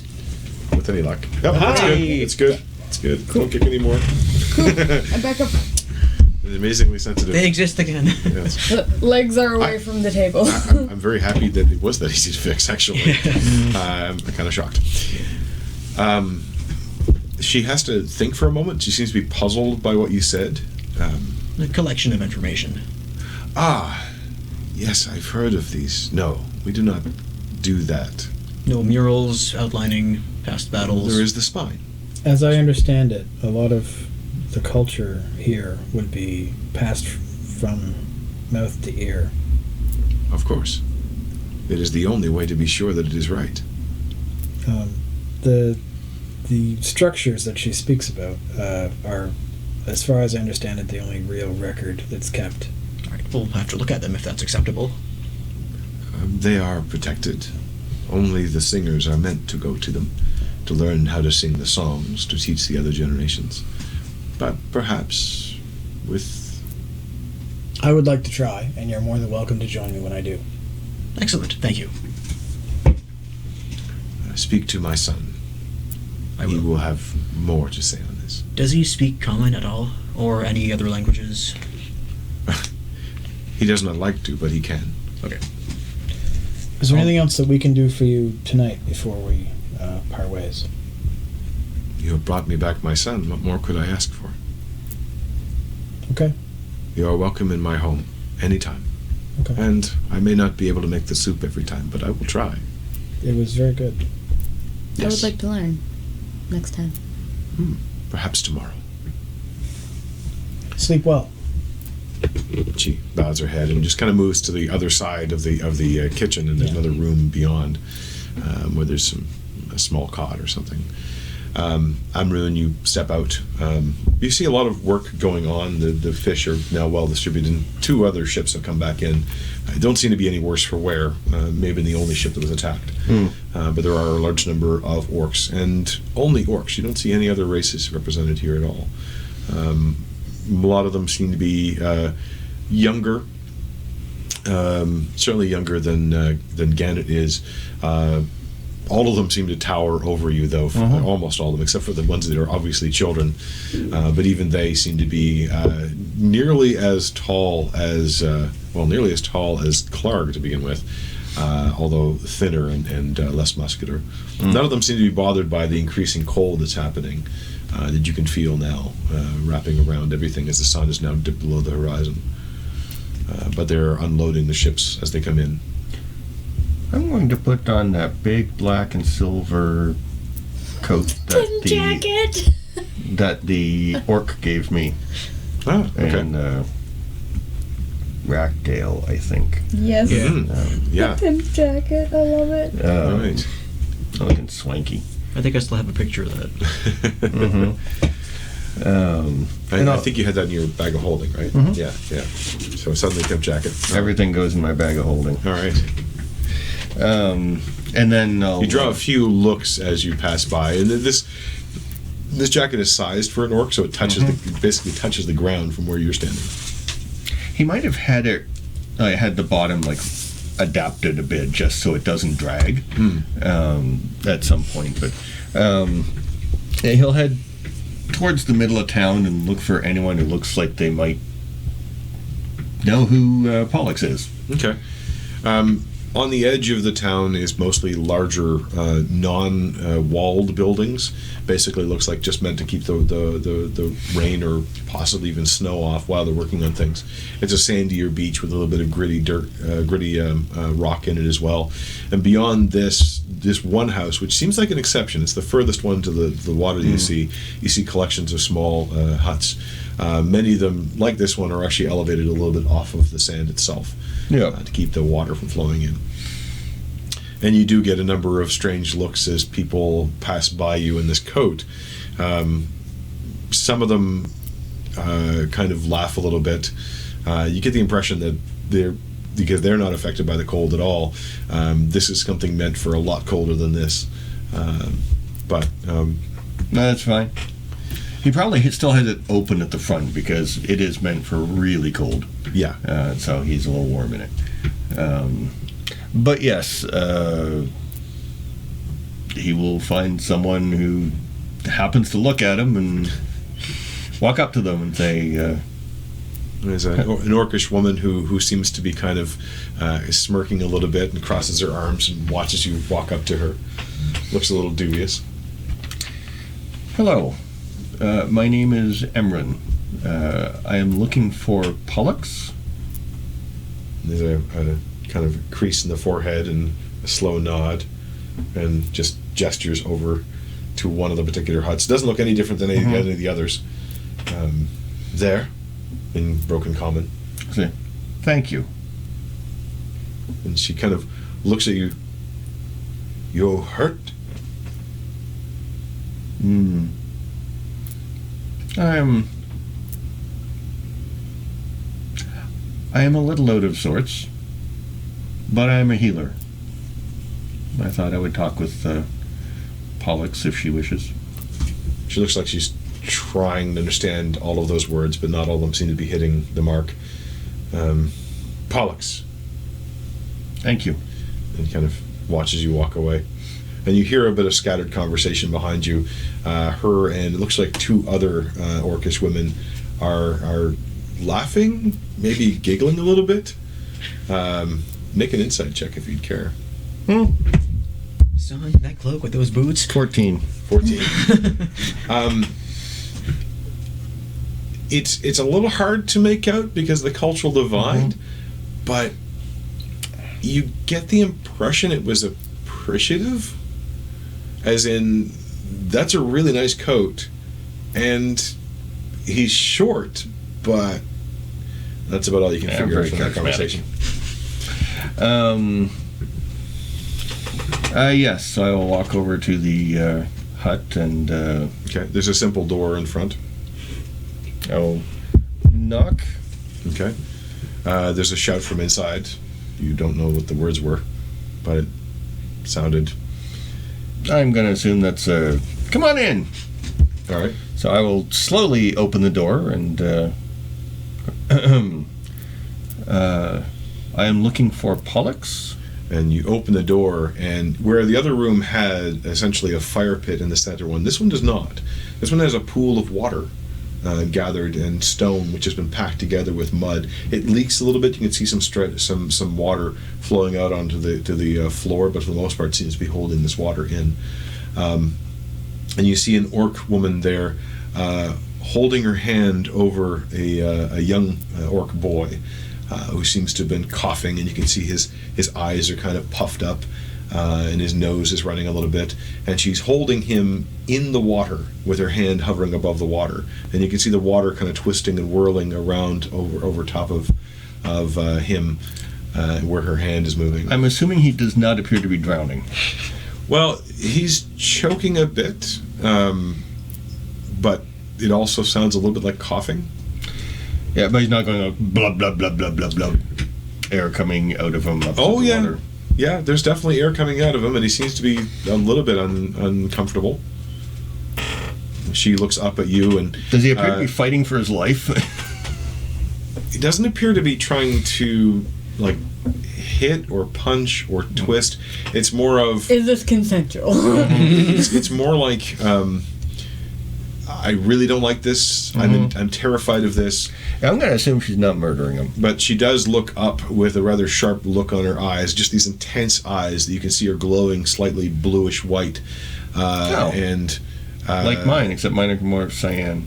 And just sort of this visceral line comes out. You don't want to know the translation. You may not want to know what the translation is, but it may not have been "come in" that she said before. I said, my apologies. And she kind of grimaces. And I'll back up sort of like against the doorway and just wait. Okay. She begins to sing. Again, you don't know the words, but there's a sense of familiarity in it, strangely enough. The words aren't familiar, the tone isn't familiar, but the energy is. And you can see that in the pool itself, there's a small silver blue glow that seems to be happening. The boy's thrashing slows, and then she reaches into the water suddenly, grabs onto his onto his neck and pulls him out, and he starts to gasp and cough and doubles over, spilling water out of his lungs. And she kind of laughs a little bit and pats him on the back, forcing more of the water to come out, and then grabs a rough piece of cloth and starts drying him off. And he you can see now that the redness seems to be gone in his eyes. His nose is still running, but that's probably the fact that it was just buried in water for a moment. But he doesn't seem to be coughing after the water is expelled from his lungs. I'll wait till she's done. Takes her a couple of minutes to dry him off, and she seems to almost to be fussing over him, glancing over at you every once in a while, and he's still there, okay, and then kind of whispers a little bit to the boy. The boy is very curious about you. Once he stopped coughing and kind of looking over and creased look on his forehead. No wave. And suspicious. You hear him whisper something into her ear, and she kind of angrily whispers back. Finally, she looks him over, stretches out his eyelids a bit to look around his eyes. There's a weird moment of recognition, and it is actually a lot closer to Dr. Alita's form of medicine, where she's kind of like, look this way, look that way. Okay, now deep breath as she puts her head to his chest. Okay, seems to be satisfied, and finally kind of pushes him towards the door. And he kind of waves at her happily, and then turns to you and waves to you as well. No, a little more uncertainly, but certainly trying, and then heads out the door. She takes the towel and kind of throws it into a bucket, kind of ignoring you still for the moment, and then goes over and takes off her top, which is soaking wet at this point. She's topless at this point. Literally, because she does not have her top on anymore. Doesn't seem to really pay much attention to you, though. You can see that she's fairly young, a little bit younger than you, in physical age, not necessarily in actual age, because your age is ridiculous at this point, and 10 years older, a little bit older. But she pulls another shirt dry off of a peg and puts it on, and then turns to you with her arms folded, her foot tapping. My apologies. I did not know I was interrupting. Who are you? She says in broken common. My name is Amrune Lazar. I am a priest of Paluxia, goddess of water and land. Are you? Your name was similar to that of my goddess, so I thought perhaps we could talk. I was again, named my for she who apologies. moves the waves. Yes. Interesting. Where I come from, none have heard of my goddess. Goddess? No. Spirit. Sure. Sounds right. Why are you here, stranger? You are a healer? And she kind of looks down at the pool where she had been held in the child, and yes. That is a different method of healing than I have seen. It works. Yes. I am a healer as well. Have you come to heal us here? If there is something I can do, then yes. If you have things under control, I may not perhaps be necessary, but if I can help, I would like to. She kind of shakes her head. Too many words. If I can help, I would like to. But you are in charge. That boy was sick. He's not the only one. There is a sickness spreading. I do not know where from.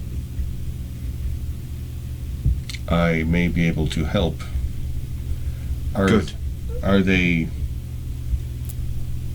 together? Are they in one spot? No. They come here to be healed, but they live in the woods. Could they be brought to one spot? It is not usually good to bring all the sick together. I may be able to help them, but it is easier for me if they are all close to me for a night. How To strange. watch over them. Maybe. Who are you? You are a maroon? Yes. You are not an orc. Why are you here? We were leaving another plane, and our destination in this one was random. You are lost. So we are appeared here. For the moment, yes. I'm afraid that I know little of the area outside of Vaterdren Iroquois. I do not know those places.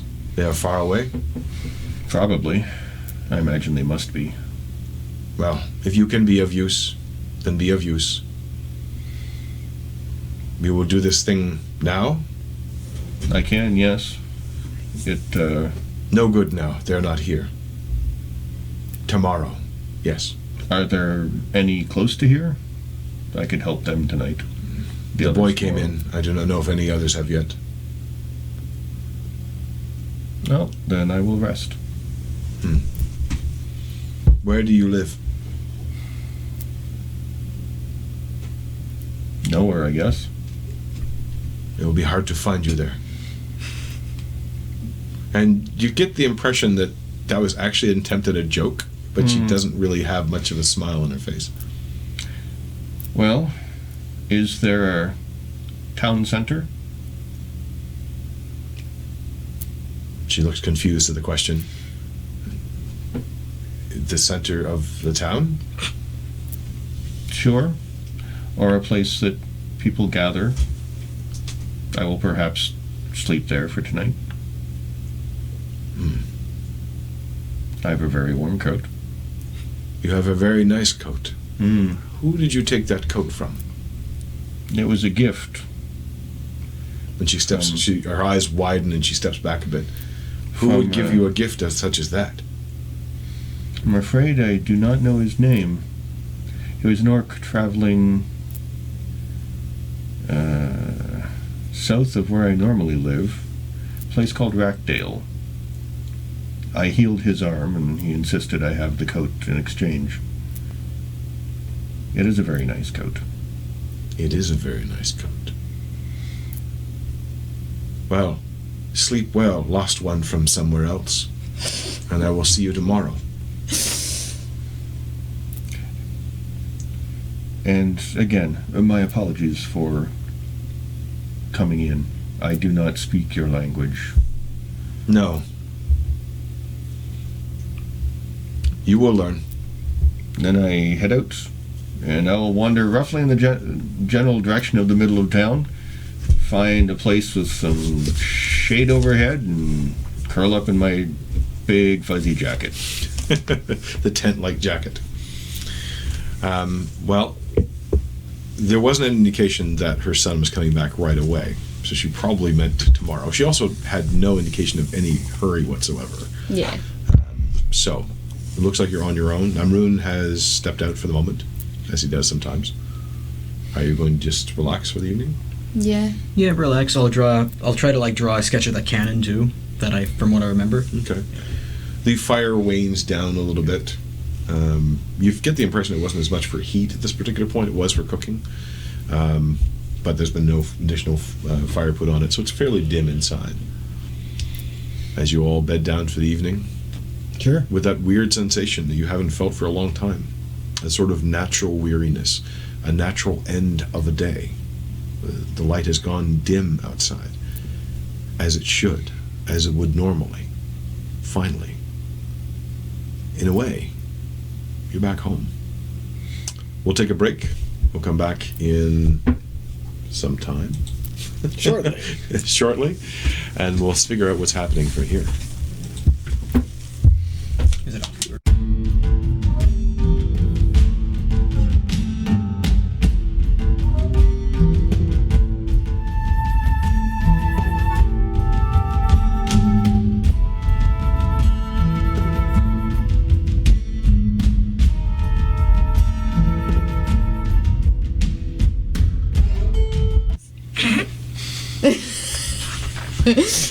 So, we are back after a brief break, a little bio break. And we return to the cozy little home of one Gannett. Gannett Ungatan. Yeah. A kindly old woman who's thanked you for saving her son, a very large quag, who apparently does speak common, just doesn't like to for whatever reason.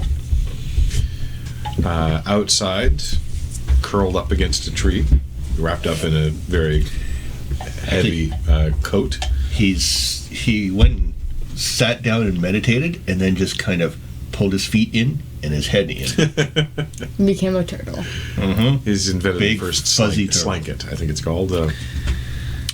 Meanwhile, in the home of Gannett, the three of you are feeling the effects of the stew. And the effects are a nice warm feeling in the center of your stomach. Hashtag a satisfying food coma. Hashtag food coma, exactly. Of the first food that you've had in, for what you guys sort of feel has been weeks. Time was getting a little fuzzy there at some point. But also just kind of everything feels a little more real. There are colors and smells and sounds. There are other people who aren't just going through their own personal hells. People who seem to be happy. And then there's that ship from wherever it came from. And as you relax, meditate, in your own separate corners, quiet, do you speak? I'm just tossing and turning. Elzara, Yeah. how long do you think it's been in real life? I have no clue. Do you think I still have my job at the library? That seems like a you problem. Well, yes, it is, but it's an I can't sleep problem. In this case, it's an everybody problem. Toss and turn again. If I were to send a message to anybody at the library to announce that we're still alive, who do you think is the most trustworthy?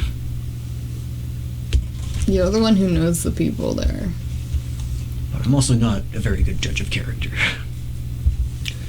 Miley. I mean, Miley's your direct superior. Isn't she? Although I was under the tutelage of Emerald. I don't know. It's your choice. Your job. Definitely not Emerald right now. Until I can figure out where he stands. And how am I going to explain my absence? It's like, oh, I just took a walk and fell through a portal. How would you do this, Klaarg? You might not need to. As in, I might have lost my job? As in, you might be running the thing. Well, that would be delightful, but... but Emerald wouldn't just, here you go, Zach, have the library. There's a phrase my compatriots in the Thorns told me. Some jobs are dead men's boots, which is to say, one must inherit the job. Perhaps it's time for you to inherit the job. Possibly. Emerald was getting rather frail, but... And you destroyed its clone pod. What now? The thing where the... I start tuning out and my player, ignoring him Balhoun, and like at the bottom of the focusing on my tower. hand. The big pod. When it looks like she's slept or is in the practice of getting into sleep, I will say, there may come a solution sometime where you don't have to deal with him anymore. Possibly. Anyway, I guess nothing can be done now. Toss and turn a few more times again. Hopefully Zacchus will get a long rest. Do I have to roll for anxiety? Roll an anxiety save. In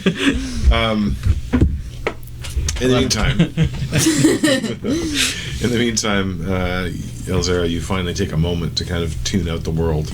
Not just Zacchus, but everything kind of has been overwhelming for a while, and has been sort of building and overwhelming.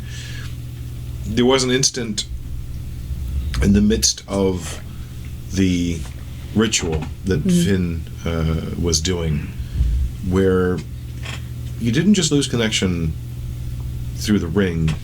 It felt a little like you lost connection with everything. You're not exactly sure what that ritual was all about. It was all about paradox. It was all about things being wrong. Yeah. And that kind of disconnection was probably the wrongest thing you could have felt. But even while falling through the air towards the water, you felt a little bit of it return, but it was faint, and it was indistinct. It was a little like almost a memory of that connection. Nothing as strong as what you'd felt. No sense of definite, the tree is there and the other half of his soul is there. Nothing like that. More of a general awareness. Almost as though it was warmed by the sun, not by a particular ping. But now you kind of take a moment to step back from all the sensations, the rush of the day, even the good food that fills your stomach. You kind of let it settle, let it become background and focus. And you kind of probably unconsciously rub that ring just a little bit, turn it. It has texture to it. It is not a perfect circle. It feels a little bit like a piece of wood that's been grown into that particular shape and size. And you let yourself feel.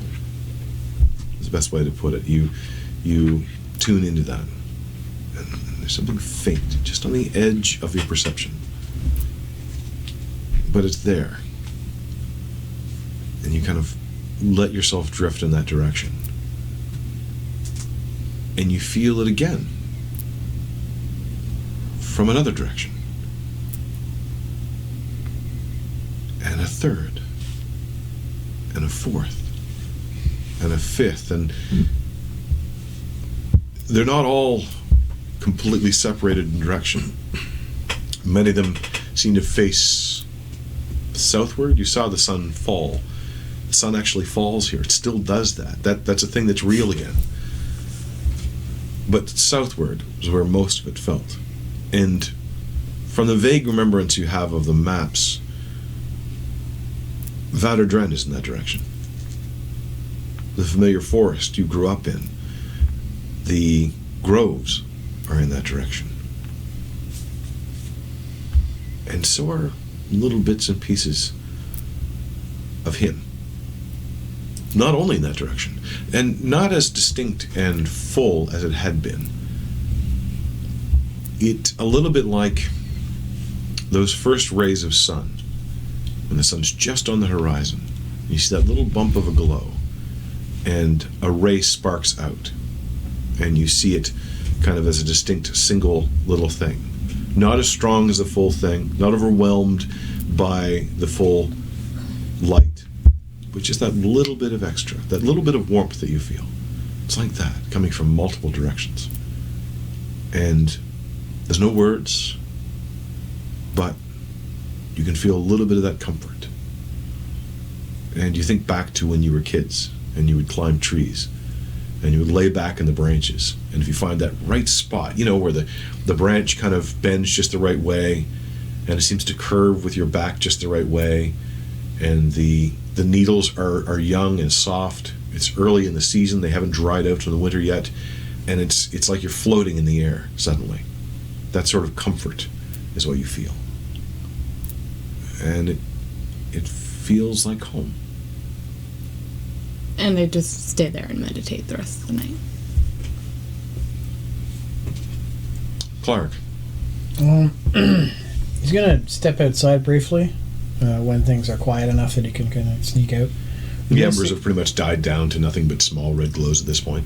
He's gonna see if there's any external fires in this village or town. Okay. As you scan over and see the town, you do see a couple by the water. Looks like small bonfires have been lit. Okay. Half a dozen people standing around them, chatting. Looks like. Klaarg would like to go there, if possible. Okay. And pick a corner that's not necessarily in the center of attention, but nearish the fire. Okay. You kind of approach, and you see a lot of people standing around. A few people are sitting. Someone has some sort of tube. It looks about a foot and a half, 2 feet long.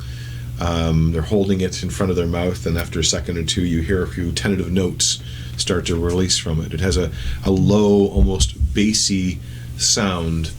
Then you recognize it. You've heard some people playing it in Equain, usually down by the docks. There's a few of the Tritons that will bring something like this. It's called a shawm.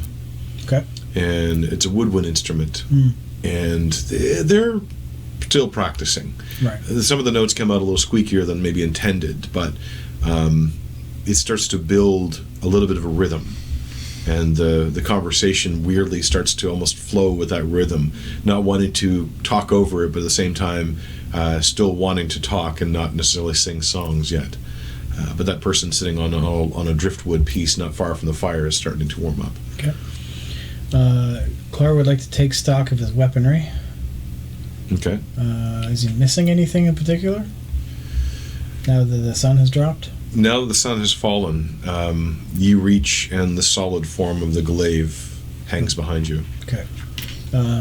He would like to spend some time sharpening and attending to his weaponry. And when there's a nice quiet moment where no one's looking at him necessarily, he'd like to check this debt box and see if there's a note in there, because he thinks there might be. Okay. As you kind of pull out your weapons, you're drawing a little bit of attention, kind of just by the nature of being there. There's not that many people there. Yeah. The conversation dies down a little bit, but when you don't have any aggressive motions, they don't seem to pay much attention. A couple of them stop talking and kind of look over at you when you pull out the glaive. It does not have a glow in the light of the fire, but again, still sort of exudes darkness, but skillfully and without any real need to even see it, you can easily clean the blade, and the ritual of it comes back to you, but even you feel a little bit amazed by how easily you can perceive the blade. Even though you literally cannot see it, you know exactly where it is. And it feels light and warm. Okay. But the others don't seem to approach. They seem to be holding back, and you do catch a bunch of glimpses in your direction. After a little while, the shawm player gets a little more bolder and starts up a full song. And there's a bit of clapping and weirdly enough singing, but it's more like a chant singing than it is a lyrical one. It's a simple song about fishing. About the way that the shawm is played, it seems to mimic the flow in and flow out of the water on the edge of the beach. Okay. Well, he'll keep an ear on that while he works. Okay. You reach over to the debt box and kind of give it a little shake, and it does have that familiar weight of something. Okay. Well, he'll have a look at it in the light. Crack it open. And you see there's a small scroll that's wrapped up tightly. It's only about that wide. It's more like a strip of paper, really. Not an uncommon form for the notes to take, because it can be reused on the other side and sent back. And that kind of paper is easily, the ink can actually be washed off of it. Right. It'll survive that numerous times. What's the gist? The gist, it's clearly in Zendathius's handwriting. Zendathius or Zendathius? Your choice. Okay. I had said Zendathius in the past. Yeah, Zendathius. Well, he's an NPC that you created, so sure. Let's call it that. I get to follow your lead. But clearly, in his very efficient handwriting, you know that he has the capability of doing a lot of different handwritings as well. But this is clearly his own, and he adopted this style because he wanted to make sure the messages were clear, even if they're written in double talk. Right. This one sort of is. There are two messages that you perceive from this. Okay. The surface message surprises you and actually distracts you from interpreting the second message. It is a congratulations. Your father's debt has now been paid in full. That should not have happened. Not from the money that you sent. Okay. And then there's a message indicating that he hopes that he will have a chance to employ you again, but he understands your situation. That's the surface message. Okay. Is there a way to look past it?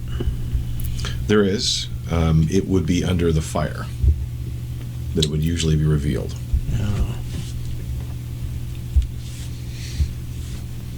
Has there been any common spoken or sung at this fire? A few snatches here and there. More place names.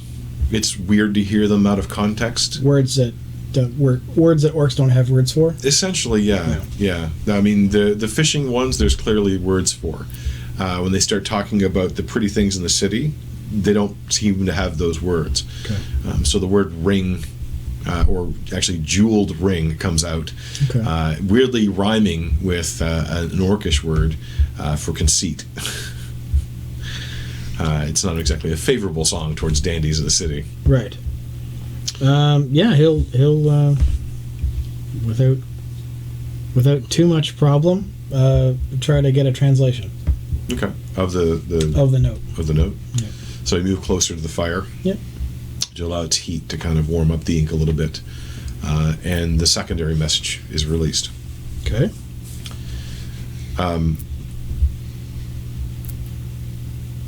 How to phrase this properly, because I haven't written the note out as That's such. okay.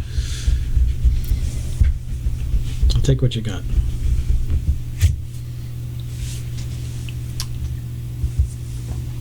Consider yourself released from the contract, but be wary of your new employer. You will be welcomed back if you need to be.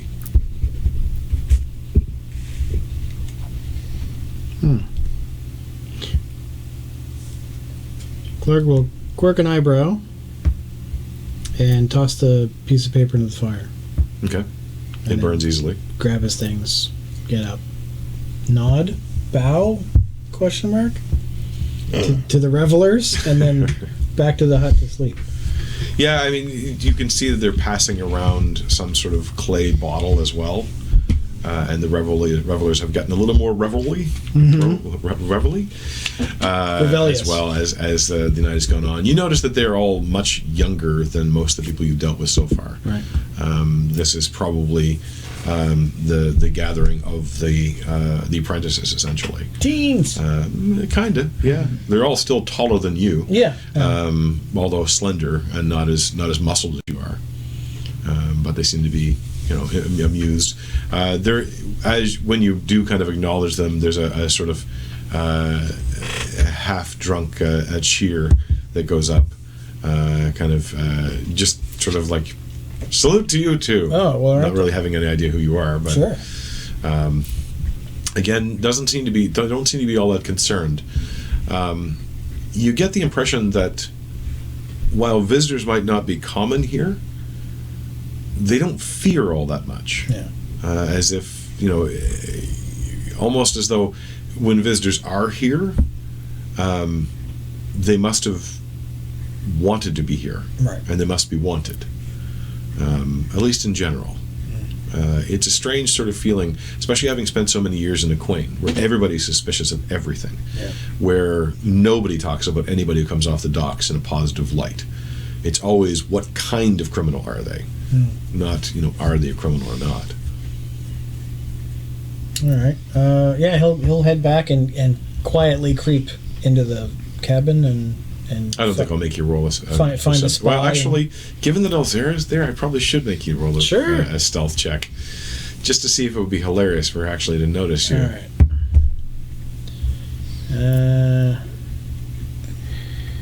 Let's see here. 9, 10, 31. Yes. Yes, we actually do. But also, I'm sleeping. Yeah. Yeah, but you're a crazy, perception girl, so. Yeah, you managed to sneak back in. Zacchus, I think at this point, is still kind of tossing And you and also turning. didn't sneak Before I get to away, bed. So, I'll do ascending. Okay. So who are you sending to? To Miley. Okay. Elzera, Emrune, Klaarg, myself are alive and back on this plane. Keep this to yourself for now. Do I still have my job? Okay. There's a long pause. And you're like, these weren't working when you were in the shadow. You tried it a couple of times and there was nothing at all. And you start to worry a little bit until a very groggy message comes back. Shit, what time is it over there? Are time zones a thing in Omatia? Well, there's no standardized time. But the sun has gone down. Yeah. If the world is round, then yes, time zones. I mean, it's a fantasy world. It could be like a rhombus or something. But the very groggy message comes back. Who? Zacchus? Who's Zacchus? Yeah.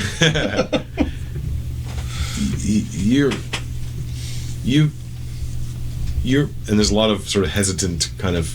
You get the It still sense only counts that, as one word, right? no, Damn it. those are different utterances. It's sort of the intention of speaking those words is there, but it never quite comes to fruition.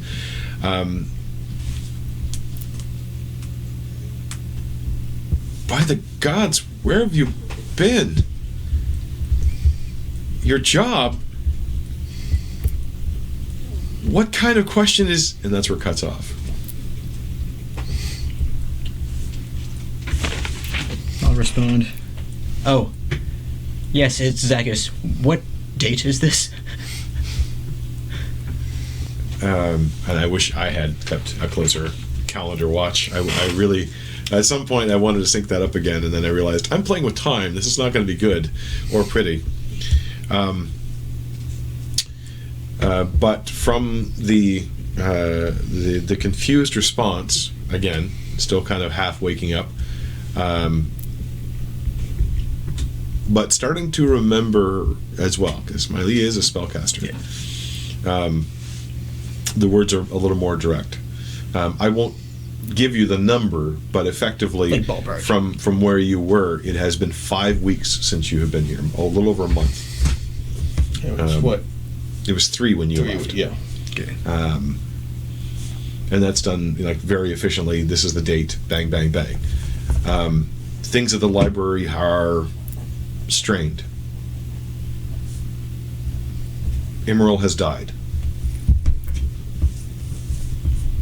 Morgan is resuming maester duties. And remember, she was the submaester, and she had actually taken up the position when Emerald had gone before. We had assumed you were dead as well. But I'm very glad that you are not. Oh, is Osric the new...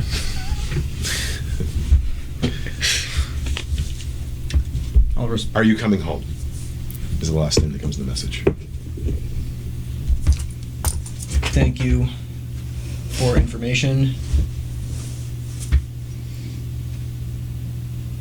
We'll try to come home fast in the middle of Orc and Hobgoblin war. We'll be in touch. And the response is, understood. Stay safe. Let me know where you are specifically when you can.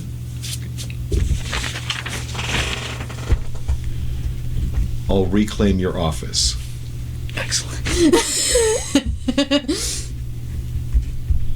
And there's a bit of a humor to the last tone as well. Okay.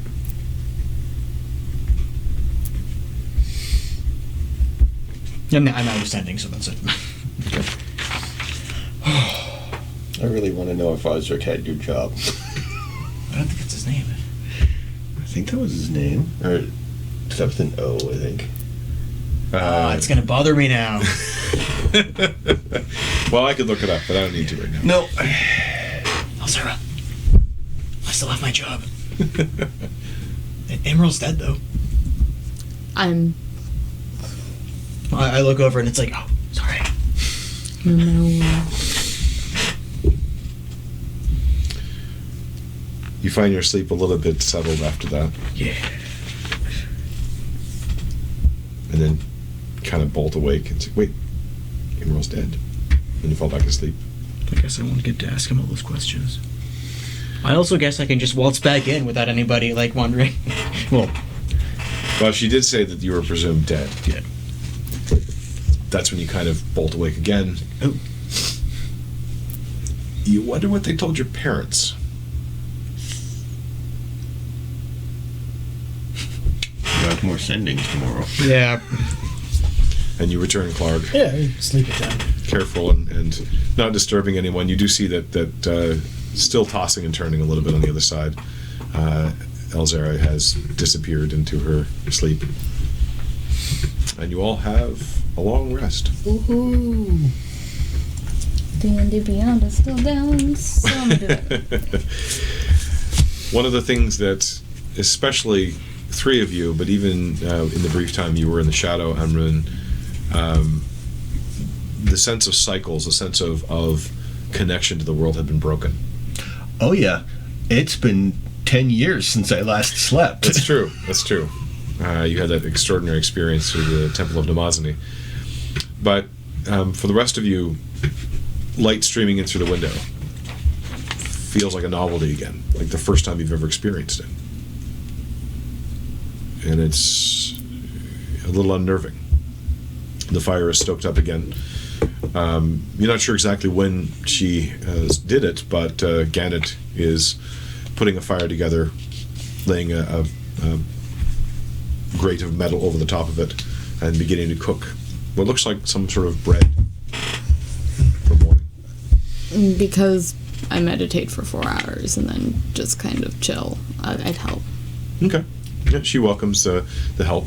Are you trained in cooking utensils? I think you did actually train in it. Yeah. She has a peculiar technique in the way that she does up the bread. Mm-hmm. And she actually, when you offer to help, she enthusiastically puts you in the front line. You get the impression that rolling out the bread is actually really hard for her now. She's not easy on you, though, being pretty picky about how it should be done, and kind of contradicts some of the lessons you had learned. But the way the dough is made is not a leavened dough as you were used to. Yeah. That it's not a large flat pieces. This is her kitchen. It's done the way she wants it. And she appreciates that. It's got a little bit of oil on it as well, and some olives mixed into the top of the dough so they bake into it. Nice. Effectively, if you've ever had not naan, but what's the other one I'm thinking of? It doesn't matter. A ciabatta, maybe? I don't know. It's a very nice soft bread that's made fresh, and you can't really not make it fresh. And the smell of that is what rises the other two. Although all three of you noticed, and you would have noticed earlier, that Amrun is not there. But he did leave some point last night and has a tendency to wander.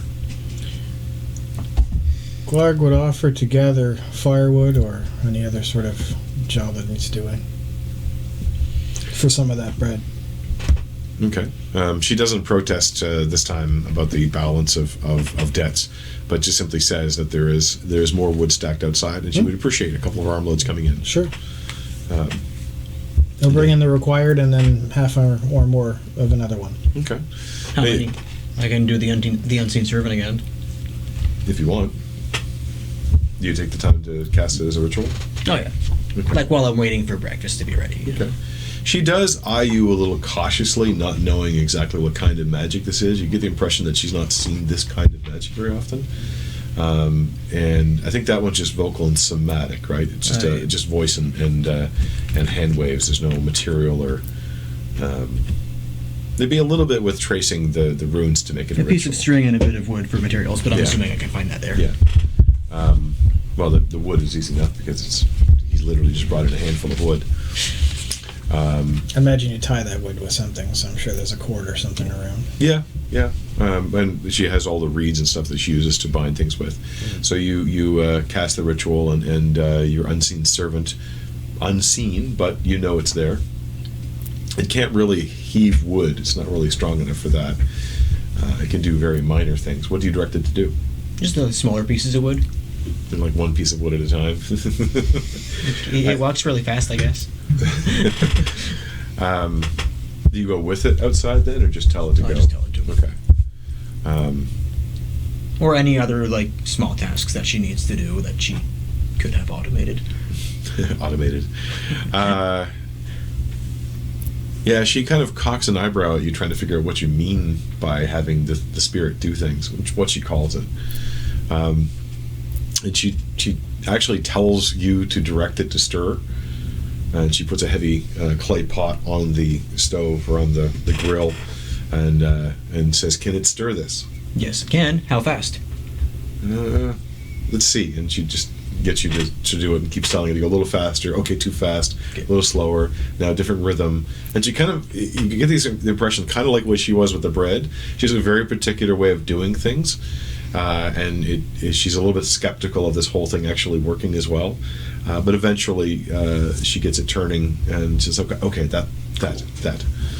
She drops a few raisins into what you realize now is a kind of porridge, and some sugar as well, and then kind of pointing at the thing and saying, yes, good, as if the same way she was talking to you, kind of trying to instruct the unseen spirit to do the thing, which is really you telling it to do the thing. When you need it to stop, just let me know. It can keep going for a while. And I'm just memorizing my spells as this goes on in the background. Okay. What does Amrun do when he wakes up? You feel kind of a little stiff? Well, he's been meditating, and then the last few hours was just his version of spell memorization. Okay. Just changing to some of his spells around to some of the more healing ones. Probably one of the first things that you would notice, which seems more pronounced now. Maybe it was something you had been used to, or in the heat of the moment you had kind of tuned it out.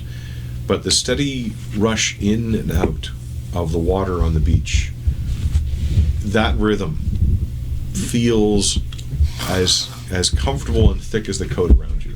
And it feels as though you can almost hear her voice whispering to you, welcoming you back. Not in so many words, but in the sense of familiarity. And it almost seems stronger in some ways than when you left.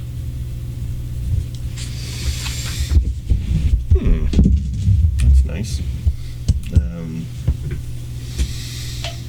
Yeah, I mean, I'll say morning prayers to her, that sort of thing. Okay. You see that boy who was being healed yesterday kind of running across the beach, and he kind of stops and he sees you, kind of wanders over to you. Does he look healthy?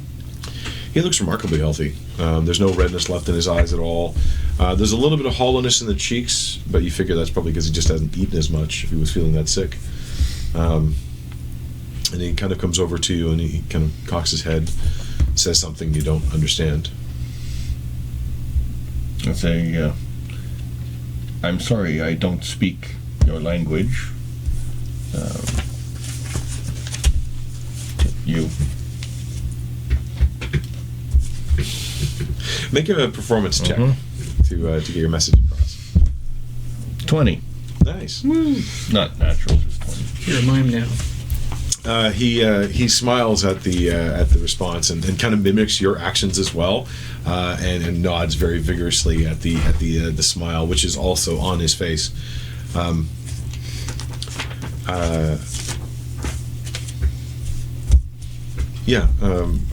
Kind of just standing there shyly.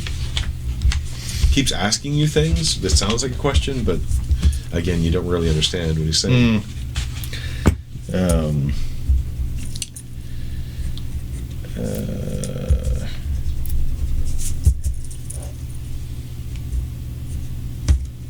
I'm going to use mold earth to make shapes, images, and patterns appear on like the dirt. Okay. What are you For a making it look while. like?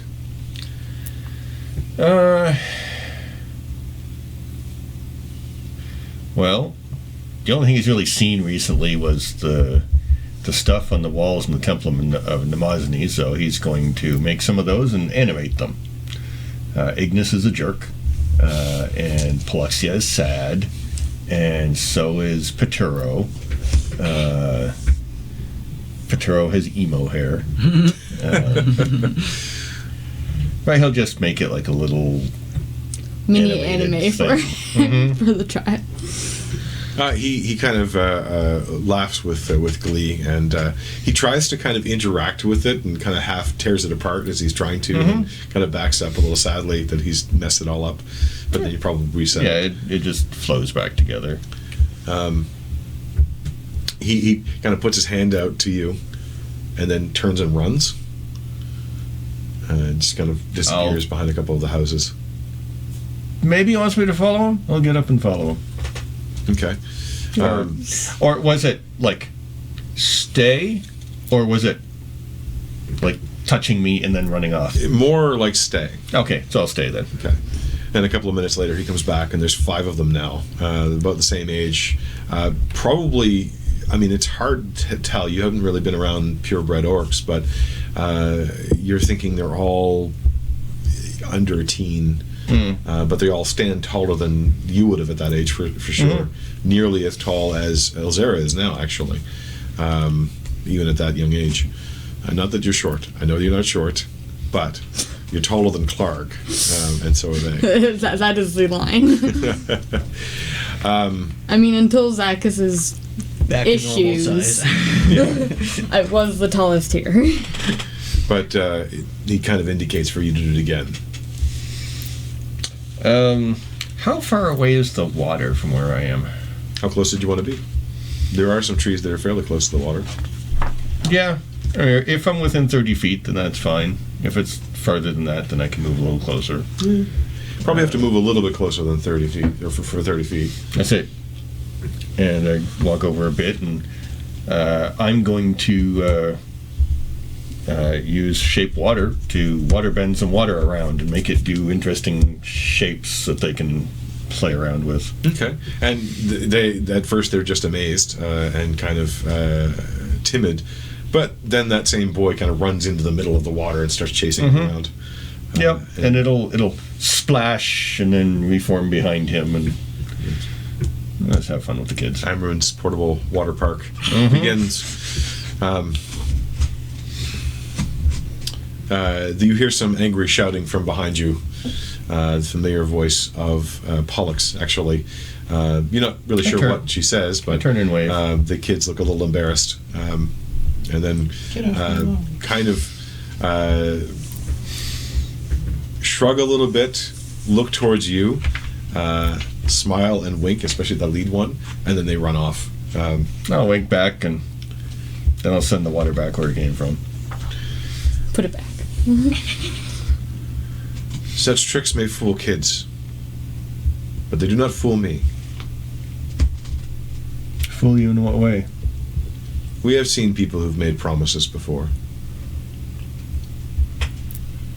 I will see you heal someone, and then I will be believing. Sure. I will gather them Yeah. here when the sun is at its highest. Will that do for you? Out of character, technically you're not allowed more than one long rest per day. If necessary, he'll have put off his long rest until then. But yeah, I mean, that should be fine. This is a thing done over a long rest, so. Okay. Yes, that should be fine. Thank you. Good. And she just turns and walks away. Doesn't really have much of a ceremony. Yep. I'll clean the dirt off my coat, keep it nice and clean, and then I'll head back to where they were. You hear a voice behind you, a familiar voice, of Quag, speaking in Orcish, and then he kind of frowns, and you see him pull a pendant that he wears around his neck, and kind of grab it and focus for a second. I see you have met Pollux, he says in common. Yes. She does not like you. Some people don't. It is no worry. She does not like anyone. I suspected. Why do you want to deal with her? Are you ill? No, I thought perhaps I might be able to help. I am a healer as well. Well, she will put you to the test. That is good. Are you here for a reason? And sort of gestures at the beach. No. I was just taking a nap. We will go back to my mother's place. Your friends are still there, I think. Ah, yes, good. Thank you. And he kind of... You get the impression he almost wants to to gargle or cough or otherwise somehow get rid of the taste of speaking common. It's not directed at you as much, just sort of like it felt awkward, or it seemed awkward for him to say it, to speak. Then he leads you back. And at this point, the bread has nicely cooked. The porridge seems to be ready, although she did insist on stirring it the last few times herself, despite the somewhat cramped hand that she has. And through the door walks Amrun and Klaarg. Klaarg with How was bowl the in party? hand. Klaarg looking like he was. One at a time. Just a second. Klaarg bowl in hand. It looks like he was about to go try to find Amrun with some porridge, and then sees him walk in the door. Okay, so you like two Just bowls? Or? sets it down somewhere. Okay, there you go. I was just asking thanks. everyone how the party was in a joking manner. I played with the kids some. Wild party. But then again, my idea of a party is a night at the library by myself, so... Party on, dude. Klaarg comes in and embraces his mother. It's a little bit weird because she may have been as tall as him at one point, but he's now easily 1.5 feet taller than her. Her spine is somewhat curved in at this point. But it is a warm embrace. And she kind of laughs and says in Orcish, which you catch, which is that you're always here in time for breakfast. Which he kind of laughs in response to as well. Klaarg smiles. Yeah. And he looks to other people like thinking they might know what's going on, and they don't. Yeah, they really have no idea. The Orcish language is... actually, I kind of want to quote the famous line, nasty, brutish, and short. It doesn't have any extra flourish in it whatsoever. It's very much to the point and leaves out most of the words they don't think they really need. It's not elven poetry. It's definitely not elven poetry. If there's such a thing as Orcish poetry, which there might be, you don't really know, it's much more concise. It's because the drum broke. I did get a 19 insight roll. I'm sensing perhaps motherly affection. Yeah, there you get the impression that there was a bit of a jibe back from her, which he took good-naturedly. But he is being physically affectionate with his mom, holding on to her, and then she shoves a bowl of porridge into his hand, which he takes and asks or directs the rest of you to sit down. I do not know what you know. Actually, sorry. First of all, he again grabs that pendulum, or pendant, I should say, around his neck, gives it a pause, and then speaks in common, which he does appear to be speaking in common. It's some of you have seen the effects of spells like tongues before, and those ones you speak in your normal language, but people understand you in the language that you're talking that they know. This appears to be different. I'm not sure the exact effect of this, other than the fact that he seems to know common at this moment. And aside from the sort of initial annoyance in speaking it, he kind of launches in, as you would expect, directly into talking. You came at a strange time, and it worries me. The hobgoblin ships also came here. They did not sail here, they came here. I have seen other messages. There are more attacks up and down the coast. Not so successful, or not so successfully fought as ours. I was asking a few questions about this to your mother yesterday. That was no ordinary cannon on that ship. Do they all have such cannons? I have heard stories of strange weaponry.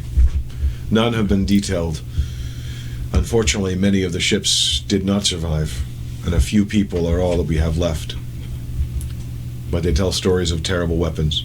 Are they here looking for something? And he kind of glances over at his mother, and she kind of nods. My mother has a theory. She believes they are here for our memories. The spines. And he kind of looks at you. We were discussing this yesterday. Yes. How big are these spines? Could they just take them and leave with them? And he kind of laughs. No. They are as tall as mountains. Some taller. Do you mean spines or like thorns, but the size of a mountain? Like you mean a person's spine? In Backbone? Well, that would also be harmful, but I believe what he means is a representation of a spine, like a structure. They are called spines because they are the center of our being, but they are made of stone. Do they look like spines, or do they look like just like long, thin things? Some do, some don't. It depends on the singers and the carvers, what they believe, what they wish to represent. I am not expert at them. I have not seen them in person myself, only heard the songs. And what's more, I believe some of them have been here for a while. The spines or the hobgoblins? The hobgoblins. The spines have been here forever. They are older than us and will outlive us.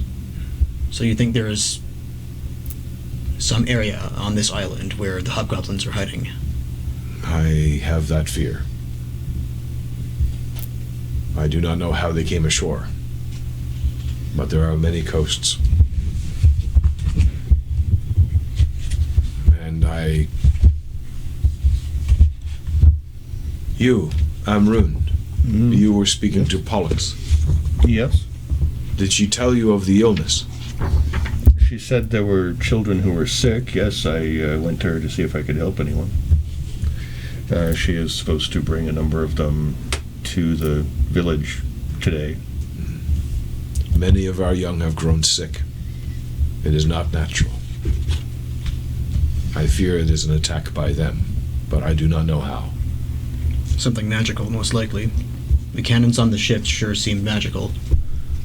I was hoping to get a better look at one, but living was more important. A dead enemy is better than death.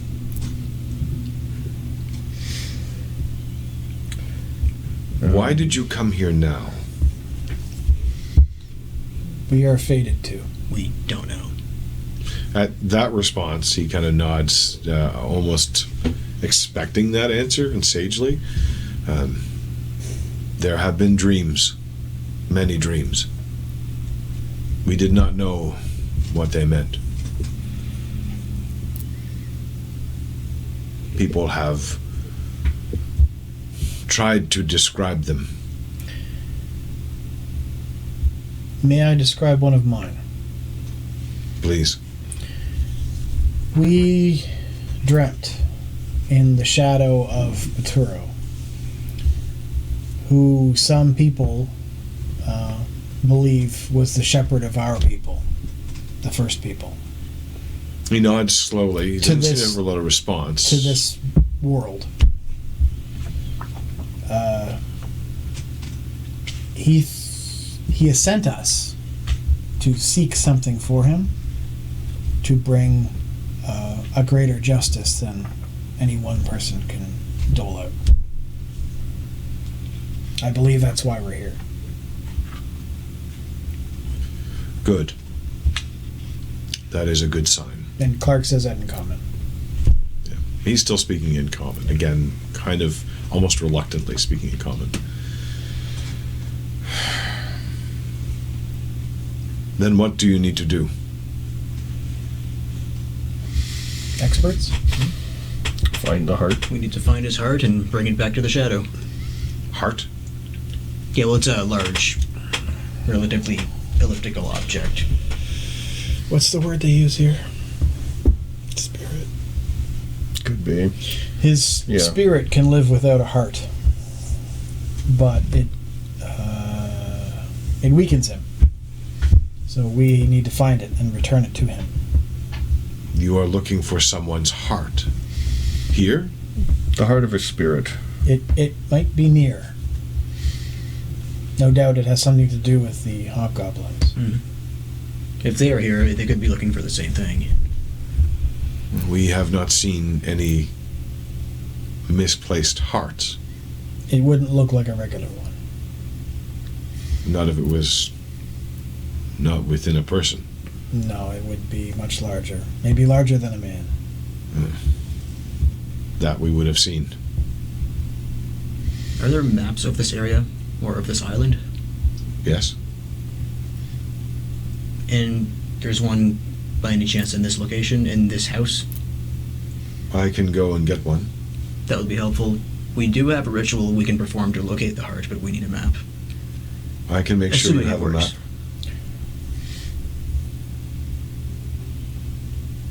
Is that all you need?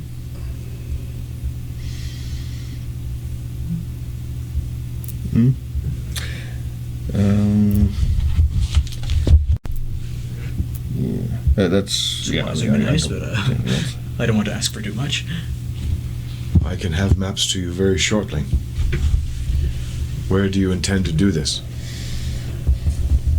Outside of the village.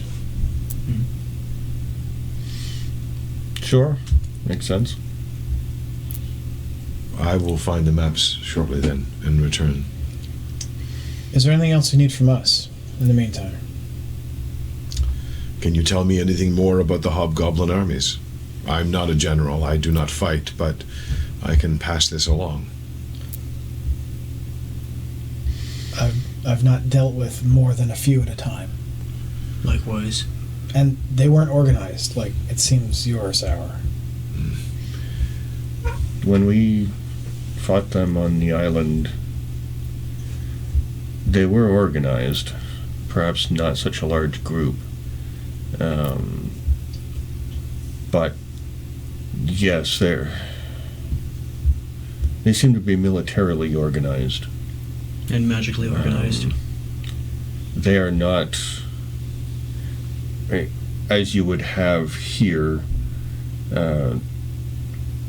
people who live their lives but fight when necessary. They seemed to be trained fighters. That is what they did. We sing songs of them. We know some of the things from history. But the war was far away until recent. And we do not understand this. It's almost We as were if safe here. They may be getting help from somebody or Yeah. something. Possibly, from what I remember, possibly Arvax. That's what I was thinking. Question to the DM: do you remember when the Wild Hunt was attacking Vatur, and there was these shadows formed out of bodies that looked organic? Mm-hmm. Did that look I remember anything? that. Yeah. Did that look anything like the cannons, or what was holding those together?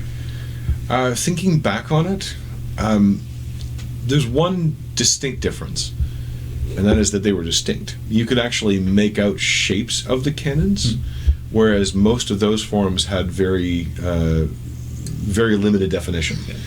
You would make out little individual bits and pieces, but not a firm shape like that. However, those were always attacks at night. Yeah. And that may be different.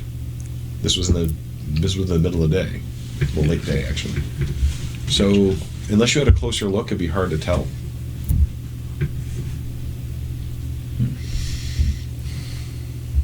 And if I were to find the cannon from the ship that attacked us, I may be able to find out more. But that would entail going back to that location where we could be attacked once again. And how do we bring the cannon back to begin with?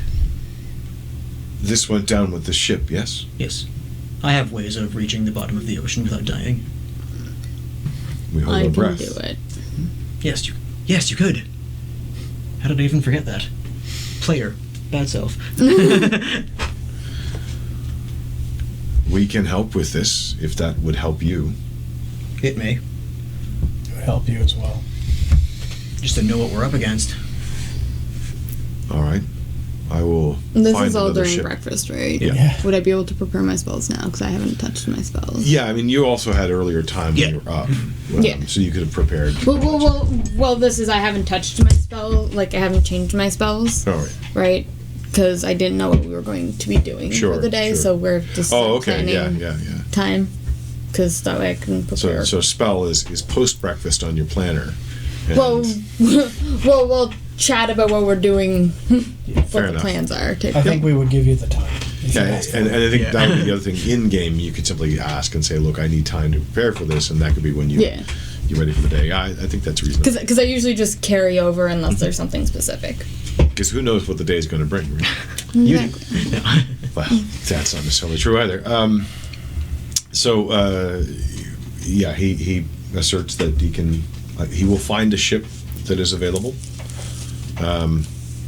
He does say that there have been a lot of ships lost, and while occasionally they are lost without knowing, they are starting to suspect that many of them were attacked. Yeah. And he has heard stories up and down the coast and from the other islands that there have been a lot of normal ships attacked, not necessarily the fighting ships, because the fighting ships aren't here.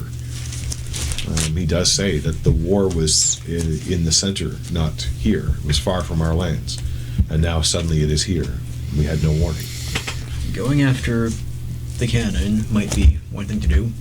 Otherwise, I can try to locate the hidden hobgoblin base, assuming it isn't warded. Or we can just go looking for the heart. If the heart is here, then that's why we're here, and that's almost certainly why they're here. Hopefully. Yes, but let's remember it wasn't Peturo who sent us here specifically. That was the Fae. Finn could have just sent us as far away as possible because he hates Peturo. He sent us in a random spot. He flat out told us that we couldn't specify where we were going to be.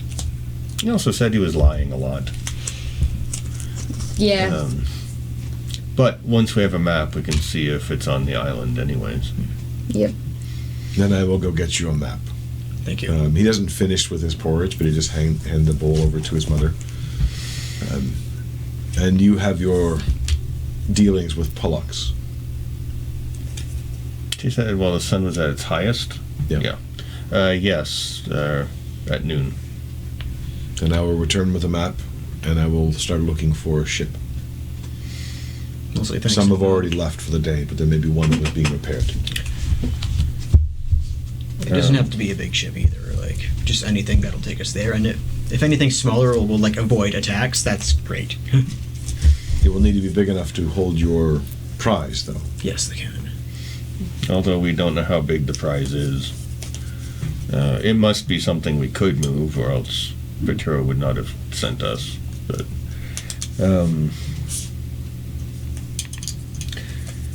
yeah, after he leaves, I am going to cast Commune. Okay. Going to focus on a vial of holy water. How long does Commune take to cast? 1 minute. 1 minute, okay. So you see him start to set up. I think you've done this before while they were there. Mm-hmm. I've done a few of the different ones, but yeah, I think I did Commune once. Yeah. And yes, I get to ask 3 yes or no questions. Okay. Are you doing it out loud, or are you going to do it just silent yourself? What's your plan? How would that look? Amarin doesn't conceal things, Okay. so he'd be out loud. Okay. Little wisps of water start swimming around you. Although he probably will... Well, actually, first he'll ask if he can commune with his goddess here, and ask the mother, because it's her place. She kind of looks at you strangely, and will it hurt anything? No. I don't see why not. Thank you. May I watch? Oh, sure. I keep no secrets. She pulls up a comfy chair on the opposite side of the room and sits there kind of observing you, drinking something very strong and bitter. She offers you all some of that as well, if you want. It's a tea of some kind, it looks like. Yeah. Oh, that one. It's a very, very bitter, almost a licorice-edged tea. Nice. Very, very black. Is it black moss tea? It is not black moss tea.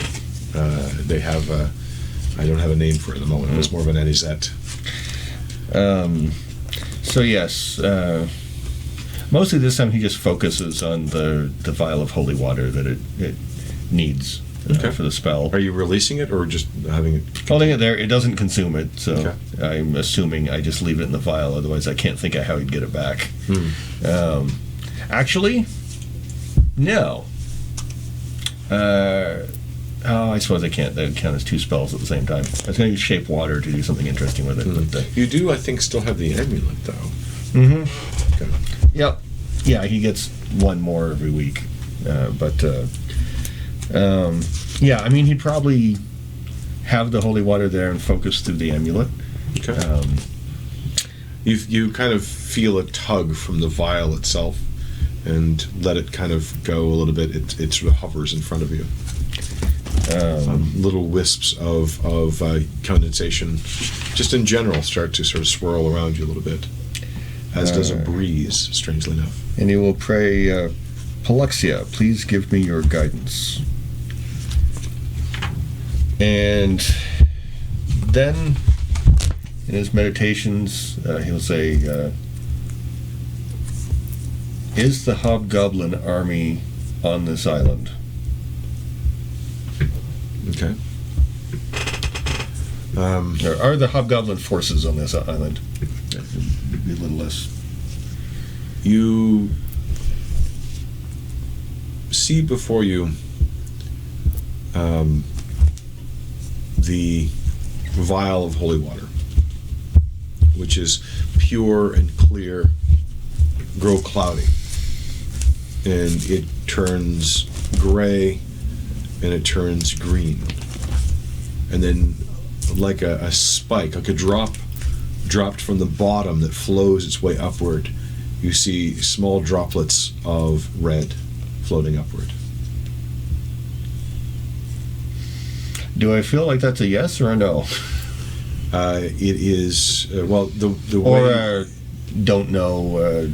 it feels like a yes. Okay. And when you start to think on it, you've seen both gray and green skinned orcs here, and the hobgoblin skin is primarily red. Ah, okay. I thought the gray and the green were the hobgoblins and the orcs. They are here, though perhaps not many.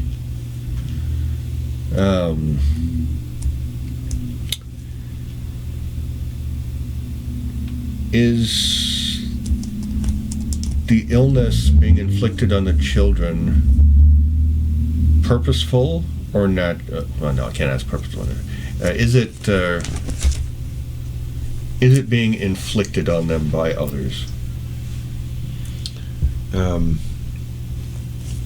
This time the vial, again going clear,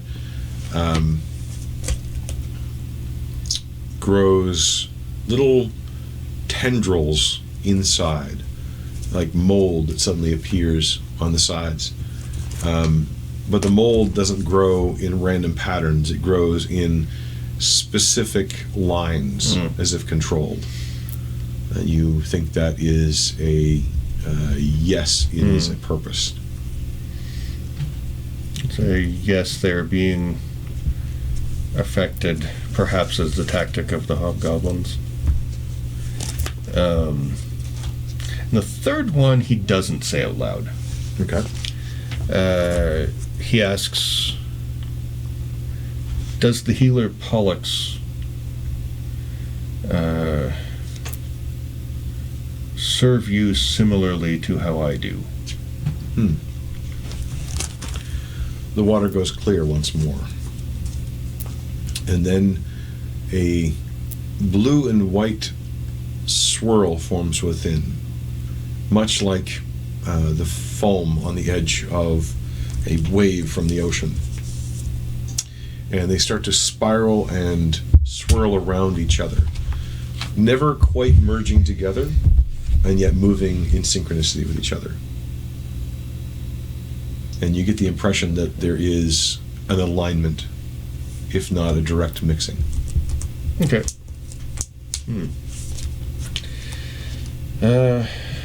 Well, I say it looks like yes, they're here, and possibly they've already started acting on the villages. If they're inflicting disease on the children, it could be a way of keeping the adults busy while something is being done. Is it a sickness or some sort of curse? I don't know yet. I did ask sickness. Well, I said illness. It seems to be an illness of some sort, but it's possible it could be a curse. I am prepared either way. Okay. You kind of sit there and contemplate this. I would be willing to take some time out from our mission to at least give the village some space so they can breathe. Yeah, I believe I can help the children. But unless we go after what's causing this, it's probably just going to happen again. Perhaps it is another of their weapons. Maybe if they're trying to keep the village busy by using small attacks like causing illnesses in children, maybe it means their force is not significant enough to attack outright yet. So right now might be the time to take action. That would make sense. Do you have trackers? Scouts? You're asking Gannett? Yeah. There are many hunters. Would we be able to make use of them if it means we can clear off some of the hobgoblins within a certain range of this village? I think you can find a guide quite easily. Okay. I would go myself, but I don't think I can keep up with you. He kind of smiles and laughs a little bit. I will carry a blade on your behalf. That is very kind. Thank you. And you kind of sit in there thinking about this a little bit. The vial has now rested down on the ground. Yeah. And the I put door it back. swings open. Bam! Wide. And the sun is literally coming in through the door, and it's just a shadowed figure there, nearly filling the door. Vaguely, I mean, obviously humanoid, clearly an orc by the size and shape. Roughly female. It's the light's so bright it's actually hard to tell until the voice speaks. Excuse me. I can't believe you left Dad alone for this long. Where the hell have you been? And stepping forward, you recognize your sister. Klaarg raises to his feet and uncharacteristically runs and gives her a big hug. And she's laughing at the same time, and surprisingly strong. She's still thinner than you are. She still looks remarkably human for one who seems to be in the middle of an elf village.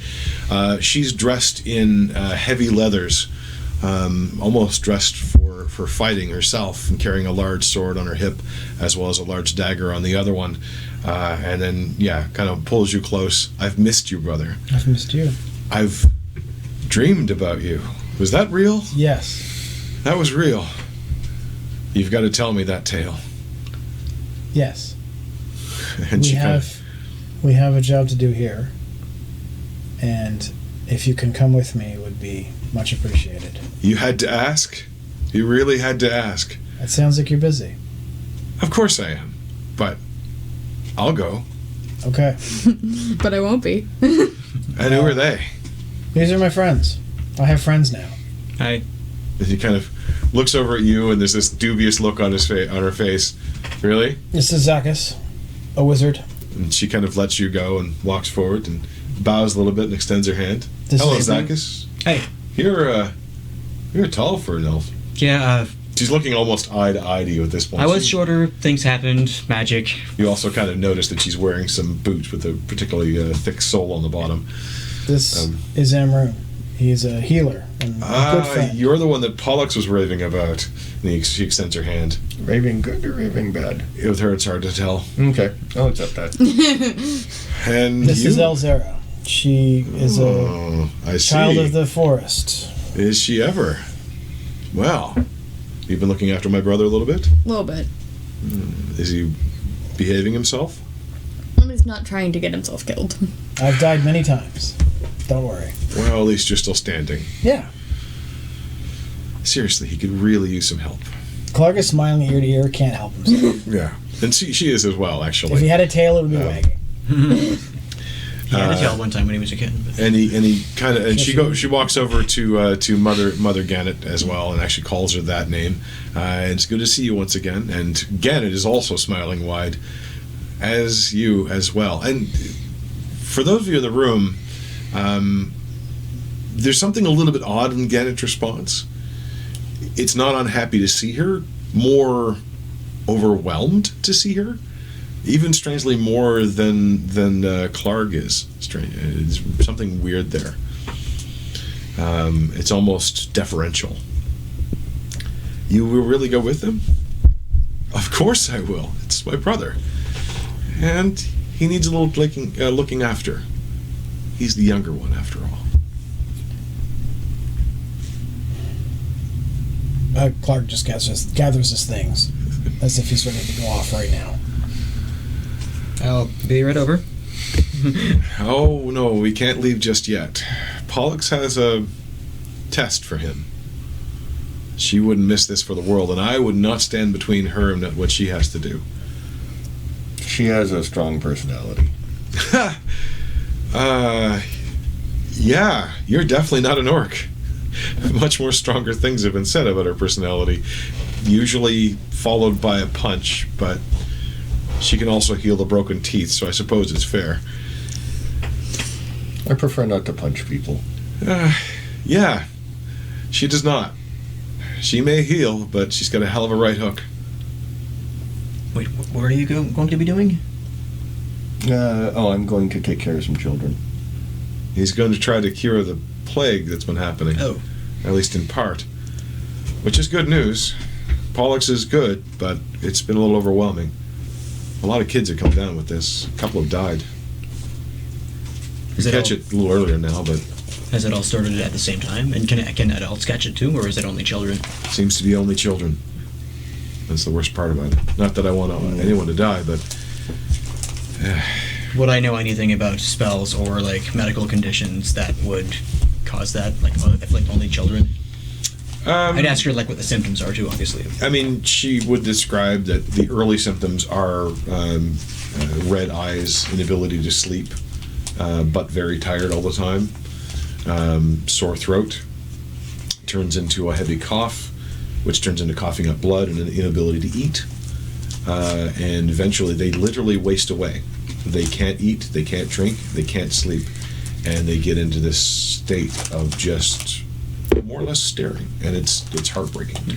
Yeah. You get the sense that she's seen it happen more than once, and is very upset about it. Although she has a very positive general demeanor, this does turn her a little bit sad. Have you been to other villages on this island? And she kind of looks over at Gannett, and they share a smile, which is kind of weird at that moment. You could say that. Is it happening there as well? It's happening on all the islands. Oh, the islands. Yeah. Only the Orc Islands, or every island? It only seems to affect orcs. Some of the orcs who've traveled with their kids haven't come back with them. They didn't really want to talk about it. I'm still trying to figure that part out. Have you been to Aquain or some of the other islands? Not for a long time, no. No, just the ones in this chain. And I've talked to some of the traders who've come in. Some of the orcs elsewhere have... their kids were missing. They didn't get the full story, and I didn't get it directly. But I have a feeling that it's affecting all of us. It's getting worse. So knowing all this information, can I try to figure out what this might be? Sure. Make an Arcana roll. What is it with 4s on my Arcana rolls? So 18 total. Yeah. This is no person-to-person spell. There's nothing that could ever do that. It's affected too many people. It could be an actual disease, like a literal disease that affects the youth because they're vulnerable. But it feels wrong to call it that. And you can't quite put your finger on it, but it's big. And if it's actually killed some kids, then it could be very bad. And from what she was saying, the healer was able to heal it, but not fast enough. Okay. Something bigger, and it's irking at you. You might have to put more thought into it or find something new to push it. Yeah, I saw Pollux drown a child into full health. Yeah. So you're going to drown a bunch of children at noon? No, I don't heal the same way. Yeah, she's a little weird about that. Not all the healers do that, but it's the most effective for her. And it's usually faster. Sorry, everybody. This is Agma, my sister. Oh, hi, Agma. I just assumed you told them all about me. No. We found out about you today. I knew he had a sister. I knew. A little bit. Really? Yeah. Klaarg and I talked once, but How hard has your life been that you don't mention your big sister from time to time? Not so much hard as busy. I Incredibly busy. to be honest, we're not a group that talks a lot. Well, they're not a group that talks a lot. Well, we're going to have to change that. I was running with some questionable people earlier on. I didn't want to cause you any problems. I'd take offense to that if it wasn't true. You're more like your dad than I thought. About that, Is he okay? She looks. Her face goes pale. Is something wrong? I haven't heard anything for a while. I've sent some messages, but he hasn't sent anything back. the organization I work for was looking after the family business. You probably figured that out. Yeah, I didn't like it, but it seemed to be okay. Well, I was sending money to you through them to keep the business flowing, so you wouldn't have to scrimp. I appreciate that. Okay. Well, Gold is hard to come by sometimes. It's not something we do here. I've only paid $2,000 in the last year. How big did his debt grow? I don't know, but apparently he's been cleared of it. It usually means one of two things. A big favor's been paid out, which I doubt, Or he's dead. or he can't pay anymore or accept it anymore. You don't know which. Sorry to sour the mood, but I'm happy to see you. I'm always happy to see you. Well, It's been a long time. let's focus on that then. And these hobgoblins apparently need some killing. Oh, they are a nuisance. Sounds like you might have some on the island, nearby even. We've seen some signs, but they've been clever. Mostly it's been raids offshore. A lot of our boats. And the ones that can't defend themselves either. Can I ask about that for a second? Yeah?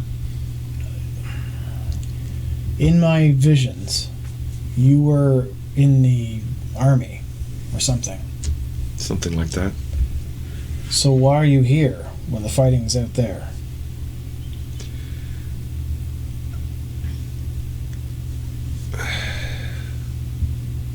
We've got a lot to catch up on. Okay. Well, we can do that as we kill hobgoblins. I can go with you for a little bit, but I have a few responsibilities here. Well, I'm sort of doing Mom's old job. I figured that would happen. I didn't. I tried to run away from it for as many years as I could. But it caught up to me. Okay. And she died. And So you got to meet Grandpa then? Or at least some of his family? I met his spirit. That was strange. That's something. Yeah. And Gannett kind of looks at her with a strange look again. Your sister is our leader. Like here or in general? And your sister rolls her eyes. The orcs are my people. And I am theirs. Klaarg's just like, Surprise? congratulations. Yeah, don't congratulate me too much. It keeps me busy. Yeah. But I can carve out some time. Okay. And I'll help you with this. Well, let's get this village up and healthy again, and we'll go from there. It's so good to see you. And you. And we're definitely going to have to check on Dad. Yeah. Oh, is that porridge? And that's where I'm going to cut for the evening as she goes over to find some of the leftover porridge. So wait, I was choosing spells. Are we not going to the water anymore? To the water? What? Because the plan To was retrieve the cannon, right? to Everyone go wasn't to there. The cannon. Everyone wasn't there, so he doesn't know. Okay. Because I figured we were gonna like go retrieve the cannon, but like wait until noonish to leave, so everyone can like do the thing. Well, at noon. you guys can discuss that offline. I don't Okay. think people need to know about that, but I want to thank everybody for watching. All right, we're still on. We, there's those people. Hello, you. people. But I hope you've enjoyed this episode as we return to the real world, the surreal world of Amatia. We will be back again next week, so if you have that craving, you're always willing jump in, blah, blah, blah. Can't speak anymore. It's been too many hours. You're always welcome to join in and share with others. How could they, I don't know, find some place to talk about this stuff? Find out notices and stuff? So we have a Facebook group that is Legend of the Drowned Isles, and then a Facebook page that is Legends, and then Facebook group that is Watchers of the Drowned Isles. Did we make that too hard? I think we might have made that too complicated. I might have done that. That might be my fault. We have two places. The page, we usually post updates about when we're playing, or if we have to cancel for some reason. One of us gets sick or something. And then the group is more of a chat place that we talk. So, sometimes. Yeah, I've got to chat more. I've got way too many things to say. So, if they are perhaps thinking, oh man, I watched the last few minutes of this, I want to see the rest, what could they do about that, Jody? We archive our shows on YouTube. Link in the description. And if you'd like to support us, please comment, like, subscribe, ring bells, and share the video to people that you think might enjoy it. It'll help us, and hopefully it will help you. There you go. We got to get some song and dance for you guys on this side of the table. It feels like we You guys can take over for a bit. I'm fine. Yeah. A little song and dance on your side. What do you? Anything you want to say to the people out there? I don't know. Not really. Okay then. You Thanks can for take watching, over the everybody. group. You What? can take over the group. There we go. What do you mean? We'll chat about that. I need a very specific script of what to say, otherwise I get lost with words. Thank you for watching, and I hope you've had fun. I think we have. Everybody have fun? Yeah. Yeah, all right. We'll do this again next week. In fact, I will show you the date. It's amazing. I have like this thing prepared. It's crazy. Woo! See you guys later. And now we wait for the thing to happen.